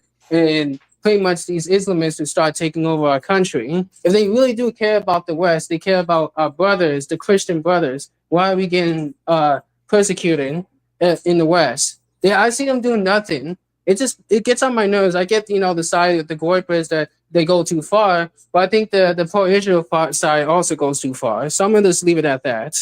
All right, man. Thank you so much. We'll talk to you soon. Really appreciate it. Have a good time. Yep. A couple super chats. Codeology says for $2. 1, 2, 3, 4. I declare a Creeper war. Is that something? Is that code that brings everything? Naughty Jerem, thanks so much for the $5. Really appreciate it. Really do. So, are Catboy dates good optics for the right? No? Who did that? I don't know the lore of a lot of this shit. You have to understand, I'm just some redneck that comes on and gives my political opinions. I'm starting to get more involved in different communities, which is a good thing. But, I couldn't tell you. People say this shit, Nick dated a cat boy. That sounds bad. I thought that he wasn't gay, that people tried to smear him as being gay. Was it like a joke thing that he went? I don't know. Again, I don't know. Hey, we got a call in. Now listen, before this next caller comes in, let's see. We got 29 minutes left in the show. Is there any possibility we could get to 25%? I mean, let's do, instead of 50% of our goal, we'll say 40% of our goal. Can we get to 40% of the goal before I bring this next caller on? Now, I think this is a caller we were talking about earlier. I think they're going to have a lot of good stuff to say that many, many people in my audience are going to want to hear about. So please find it in your heart to donate a little money here, and let's get to 40% of our goal, and then I'll bring the caller on. To the caller that's in the back, I hope you're not offended. I don't think that this person will be. Is it a man or a woman? Have they told me their pronouns? Who knows? Who knows? So let's see if we get some super chats. I will, while we wait, though, to get some of those super chats in, I'll be forced to bring out big guns like this. Tariff. Bam! Your ass got tariffed. You just got tariffed. Bam! Now you feel terrible about yourself, don't you? You got to feel good about yourself on places like Kick and Twitch when you keep getting messages like this. Cheap viewers. Thanks. There's my man Landon. $5. Thank you. See? Imaginarium knows the pain. His ass just got tariffed. And he's like, oh, shit. Oh, boy. Yep, afraid so. 25%. So, what do we need? $50. Oh, Max, happy birthday, man. I responded to your message, by the way, that you sent me. But happy birthday, man. 40 years young is my assumption. I hope that it's a wonderful day for you. I really do. All right, I'm forced to do it. A freebie. Bring out the big guns for the donation. Here we go. Where there's a whip, there's a way. Where there's a whip, there's a way. Where there's a whip, we don't want to go to war today. But the Lord of the Lashes says, nay, nay, nay. We're gonna march all day, all day, all day. Where there's a whip, there's a way. Where there's a whip, there's a way. Where there's a whip, there's a way. Where there's a whip, there's a way. Left, right, left, right, left. Where there's a whip, there's a way. Left, right. A crack on the back says we're gonna fight. We're gonna march all day and night and more. For we are the slaves of the Dark Lord's sword. Oh, see, it worked somewhat. We got Love Boy Lobster. Thanks so much. Says for the fat guy with beard tariff. Yes. We're starting a crew, the fat guy beards. And then Magus, thank you so much. $10. Really appreciate it. You guys are the best. All right. We're just gonna bring on the caller. I do have a hard 2:00 out, so I don't want to waste time. Oh, it's our friend Grid. What's happening, man? Hey, man, how you doing? Good. Yesterday you were on video. I pulled you on too quick, but I saw that you were just the audio. So I was like, it's all right. I won't pull him on too quick this time. Yeah, that's all right. I I'm out in my garage working, so I wasn't. I was actually just going to listen and not call in, but you were talking about the event, and then it seemed like you needed a caller, so I was Yeah, like, hey, yeah. let's talk about this, man. Let's talk and let So- everybody know what's going on. So first thing is, it's a little odd because like a big surprise. Grid and I talk off screen too. I mean, we were at that event together, so I don't want to anything we're talking about behind the scenes. I'm not trying to disclose anything secretive, but I thought that I didn't think there was a problem saying that you No, not got at a all. big event coming up and that we're going to have a lot of details on it. Can you give any details? Like I know you mentioned the venue. Yeah. Like any details on like describing sort of what the venue is going to be about and like what people could Yeah, expect. yeah. I'll go through the whole thing. So what we're looking at right now is I have the space from 10 a.m. until midnight. I can go longer, but I think if everybody's going to go to DebateCon the next morning, Yes. we're going to kick you out and make you go to your hotel and Head go to the sleep. bar hotel. Yeah. That's right. Yeah. I got to be a responsible host, and so this place, I sent you the venue, right? Yep. And it's outstanding. Just so that for the people listening at home, this venue is it's actual recording studio, but it's like super nice. There's a Studio A and a Studio B. In Studio A, we're going to have live IRL debates. Listen, do you have a problem if I show pictures of it on screen? No, go ahead. Yeah, I think Better than looking at my icon there. we could bring it up. We could both look, right? So here you go. This is the venue that Grid's looking to get.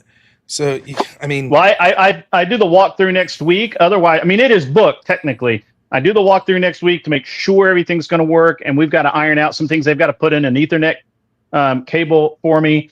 We have Starlink. We have actually 2 Starlinks as backup, so internet's not going to be a problem. So it's a legit deal, But there are two recording studios. We're going to put cameras in there, so we're going to have live debates.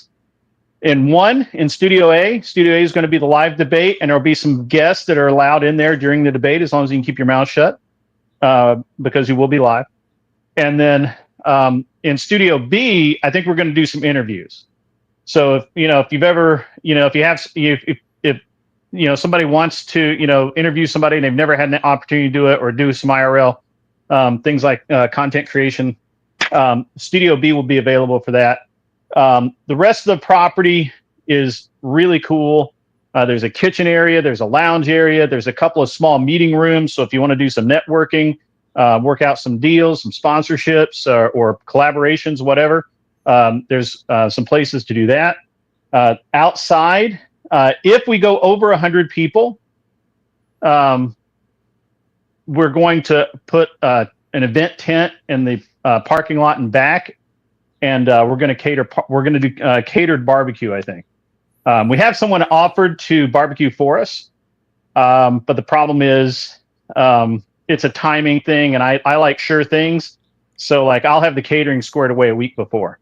Yeah. So no, I think the venue, it looks amazing, right? And I think if you look at the difference between this compared to like, oh, we'll just all meet up in a hotel lobby. I mean, I think it's night and day. Right. And I think the fact that like there's space, there's enough room for like 70 people, 100 people, or whatever it may be, but it's also like little comfortable rooms. So it like opens up the opportunity to like actually get to meet people and mingle more than if it's just a big open room. So I think it looks wonderful. I can't wait. I think it's going to be a lot of fun. And we're talking starting at 10 a.m. and going to midnight. So that's 14 hours, I think that it's going to be great. It's going to be an awesome party. Now the date is going to be November 15th, you said? 14th. DebateCon opens the 15th, and the DebateCon's 15th and 16th, Saturday and Sunday. I don't know why he only does 2-day DebateCons, because I really feel like it needs a good con needs to be about 4 days, and I understand he's just kind of doing this as his event, right? He's calling it a con, but it's really not, because there really aren't any other exhibitors there. There's no other parties going on, and which it really should be, right? Like there should be other people there, and hopefully, as you and I talked offline, there probably needs to be some evolution here, right? We can't operate and grow. I think in the way that we want to. Well, I with think such that a- part of the goal you have, and I mean, I don't know that you put it in these exact words, but I think you'll agree with this. You're trying to set the standard. That this will be Yeah. the standard for all of these debate events going Yeah. forward. That because it can't be, if you want it to be shit that people are excited about and that they're putting on their calendar, it can't just be like, oh, come quietly sit in a chair for 4 hours, watch someone debate, and then head back Right. to your hotel room by yourself. It can't be Right. that. It has Right. to be a convention type atmosphere. And what makes Right. the conventions fun is intermingling It's with the people. side stuff, it's man. the party, right? It's the Yeah. you're meeting with people with like-minded interests. Maybe you're Yeah. meeting someone for the first time that you're in a message board with, or a chat of a streamer with, or you're meeting these streamers for the first time. And so I think that you have the absolute right idea. But yeah, of course you're going to have debates there, you're going to have interviews there.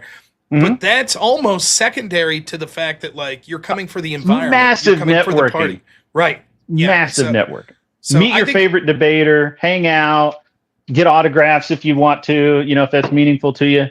But yeah, so I go to SEMA and I go to PRI and I go to all these other trade shows, and it's like totally different. Like, and just the number of parties, right? Like realistically, the Young Turks should be here and they should be having their party so that they can build more cred with the people on the street.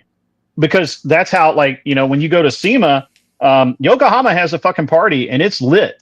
Like Well, serious stuff. that's just it. I think that's the standard to be set. And we're fun people. We're easygoing. I mean, I don't think I'm talking out of turn to say this. At Hammond, there at the event we were at, the modern day debate event, where you had 5 people debating. we Andrew. saved that event. We saved that event. That might be true. But even those 5 people that were like, at least 4 of them were lefties.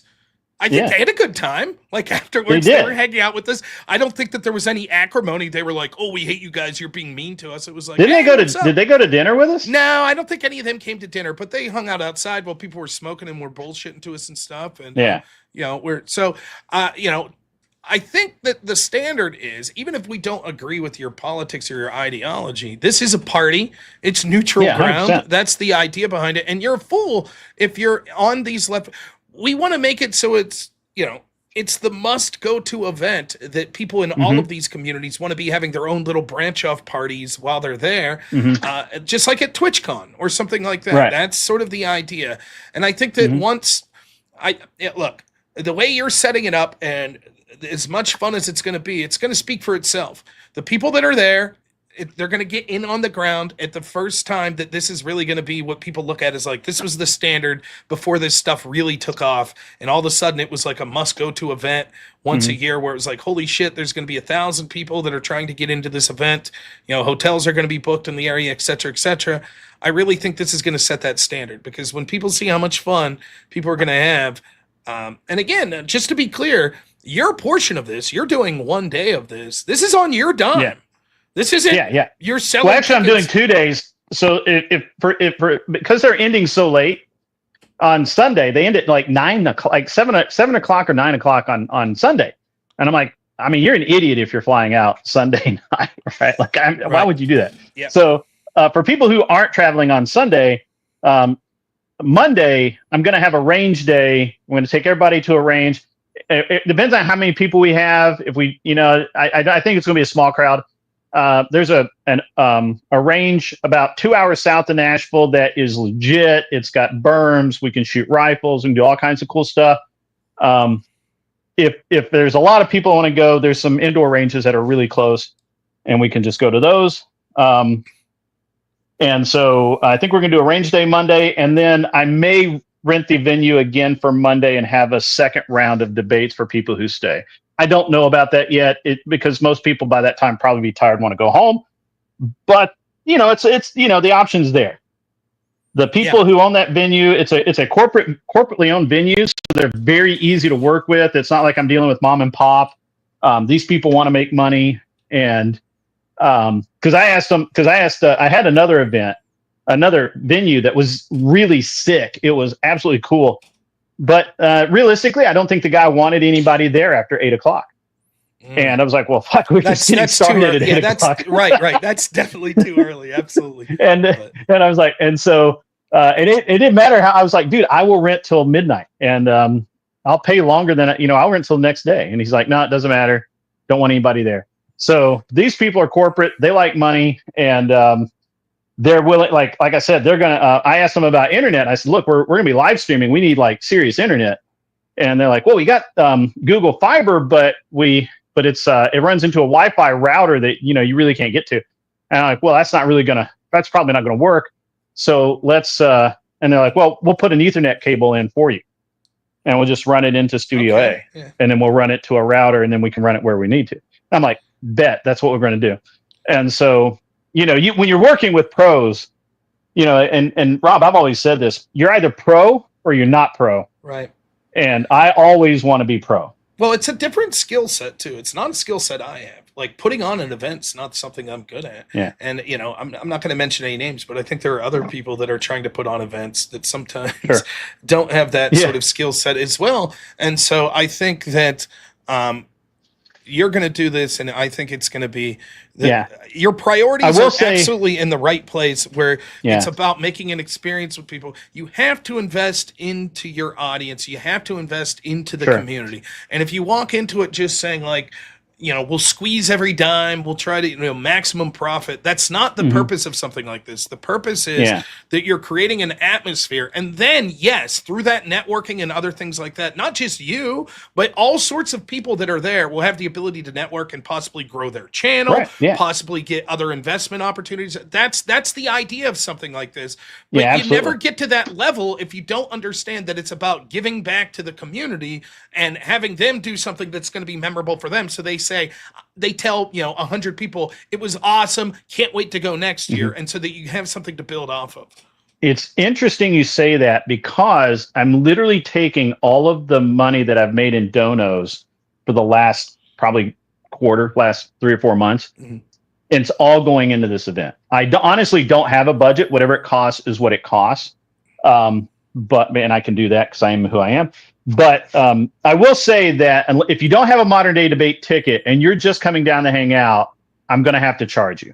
If you bought a ticket from James, now this is in support of modern day debate. I want James to succeed. Right.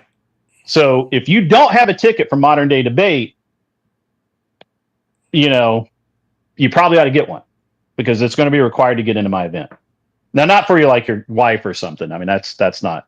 Yeah. But, yes. Of course. Yep. So, but hey, Grit, I'm going to let you go. I got a heart out here. In Go do your thing, man. I got to grift and then yell at people in my chats. Yeah, do that. But stuff, yeah, we'll man. talk soon. Thank you, man. I'm very excited. And like I said, get together some cool little press packet, and I'll start to. Yeah, we're working on that now. Yeah, well, not I'll right now. promote Right it. now, I'm cleaning my I'll garage. promote it many times a week on the show to get people hyped.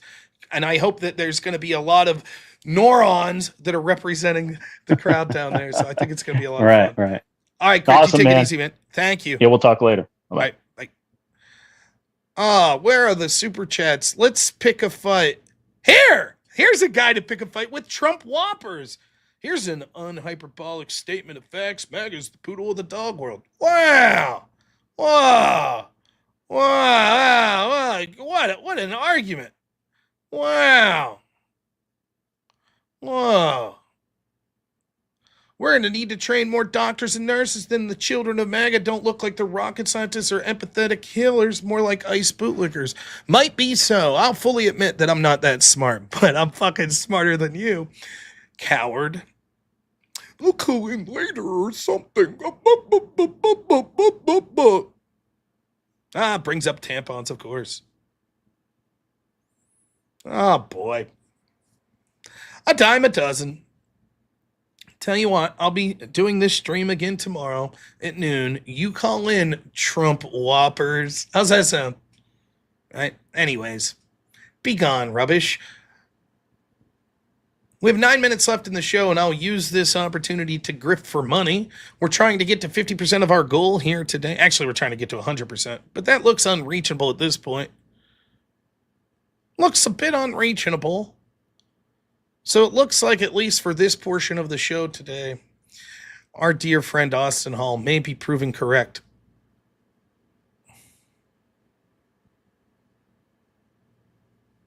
Oh boy. Austin Hall. Bastard. Unfortunate.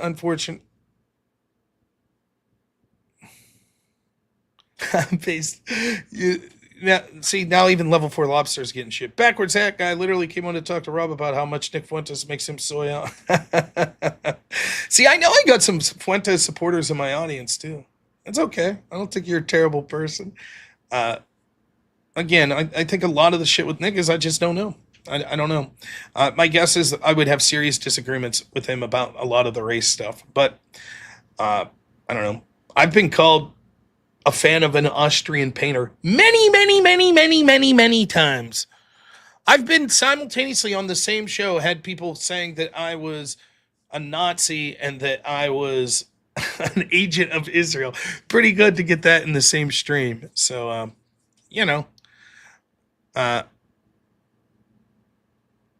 at that. Based Uchia calling you out, level 4 lobster. Fuck you, he says. How about that? Look at that. Okay.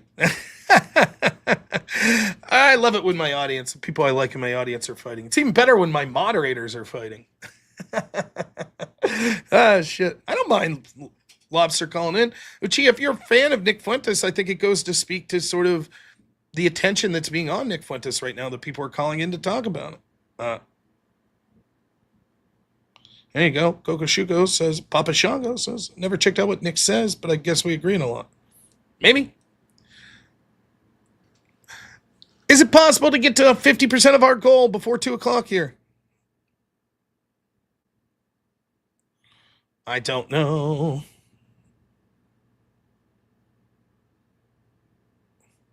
If you've been called a Nazi many times, it's probably a you problem giving out, I don't know, Nazi vibes. Really? Am I also giving out Zionist vibes at the same time, huh? On the same stream? Maybe it's a possibility that shitfuck lefties like you that operate under the fact that Orange Man bad. Even your screen name, you're so obsessed with Donald Trump that even your screen name, you have no identity without him. You certainly don't have a political identity without him. That's it. Even your screen name exhibits that. He's so in your head, Trump's so in your head, that that's central to everything that you believe politically, so much so that when you go onto someone's channel, it has to be your screen name that you have there, right? That's how obsessed with it. And yes, for a lot of people like you think that anyone right of Bernie Sanders is a Nazi, and so that's what you call people like that. So I get it. I get it why the TDS people would say, well, maybe if people call you a Nazi, it's because you're acting like a Nazi. Maybe that's what's going on. Maybe. Or maybe you're just a bunch of fuckhead losers that call everyone you dislike a Nazi because you're incapable of defending your world ideology and everything you think about is just, but the Orange Man is bad and he infiltrates my thoughts 24/7. It's okay. Does it comfort you at night when you're laying in your bed and you know the Orange Man's out there? Does that comfort you?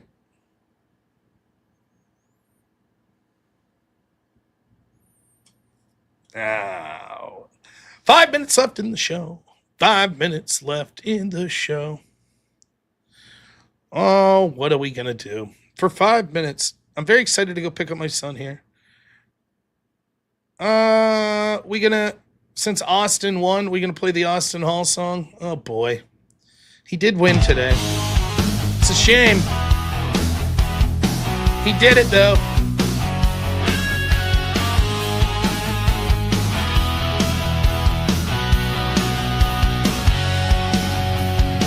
Well, let me tell you about a man named Austin Hall, a man of treason, who thinks I'm unreasonable, doesn't think I'll hit my goal. Damn, it's getting old, I'll be rolling in the gold, and you are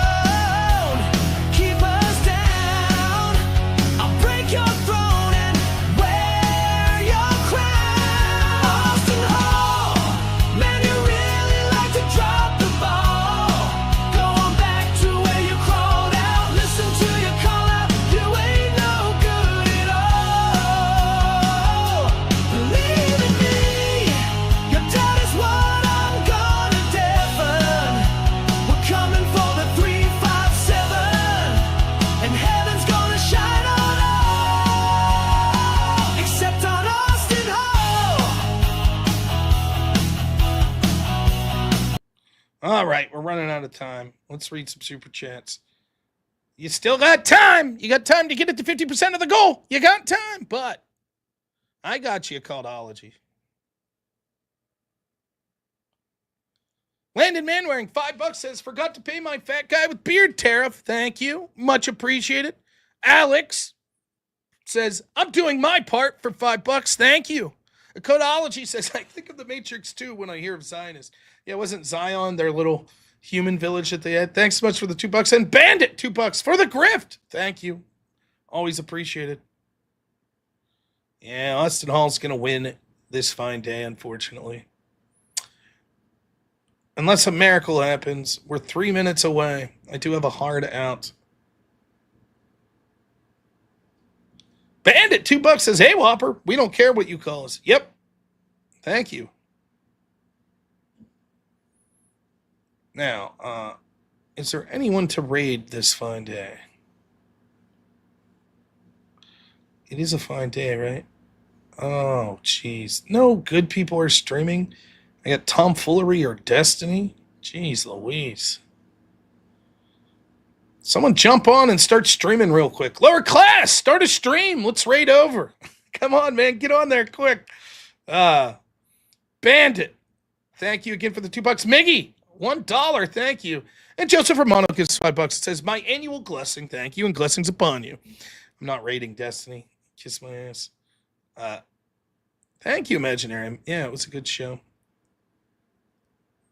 Fuck it. I will raid Destiny. I don't care.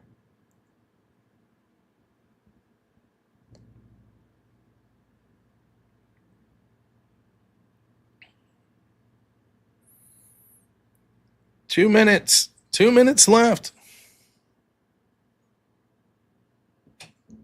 Oh, Tiggle. Thank you so much for the $20. Really appreciate it. Here's the deal. Let me be quite honest with you, Base Uchida. I will say this. When it comes to sort of attacking the little bit I know about Nick Fuentes and the Groypers, I will ally when I see that those allies will benefit me in serious concerns I have. And I have serious concerns about the corrupt nature of a lot of our institutions. I may massively disagree on what the outcomes they would like to be, but I could say the same of many different political ideologies. For example, I'm not completely Christian nationalist. I'm not completely libertarian. There will come a point, this is what I say, it's like we're here right now with the corruption, with the fucking like perverted left-wing ideology, and we need to go somewhere over here. That's where we need to go. I got it backwards because my camera's mirrored, right?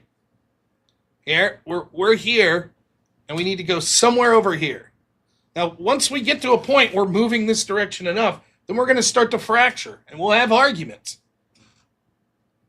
But moving in that direction is important. Now, having said that, would I personally embrace a lot of the ideology of like racialism and stuff? No.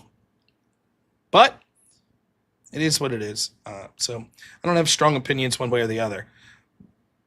Having said that, based, I like you. I always see in the chat. I appreciate it. But Level 4 Lobster is fucking awesome. And I've super yelled and gone at it with Level 4 Lobster over other things. I really enjoy. He's one of my favorite people to call in. My camera's not mirrored. Well, left. Right. Left. Yeah, I guess you're right. I'm an idiot. My camera is not mirrored. The screen that I was looking on, the other screen's mirrored. But now that I'm on here, it's not. So,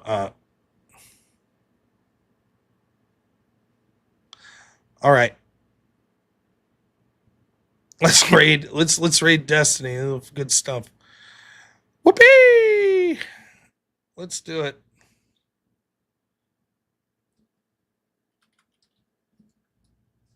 Maybe. If he's still streaming. I don't know that he is. Yeah. All right. Enjoy this raid of Destiny. Please don't brigade people and shit like that. But yeah, you guys know the drill. All right, thank you so much. 40% of the goal, not bad. Someone could send in an emergency donation to get us 50% right as the end stream's on. But I gotta go pick the man up at the haircut place. So you guys are the best. Thank you so much. I can't wait to see you 8 p.m. early show tonight, 8 p.m. Eastern. 8 p.m. Eastern. Thank you so much. All right. Enjoy this raid. As always, have a good one.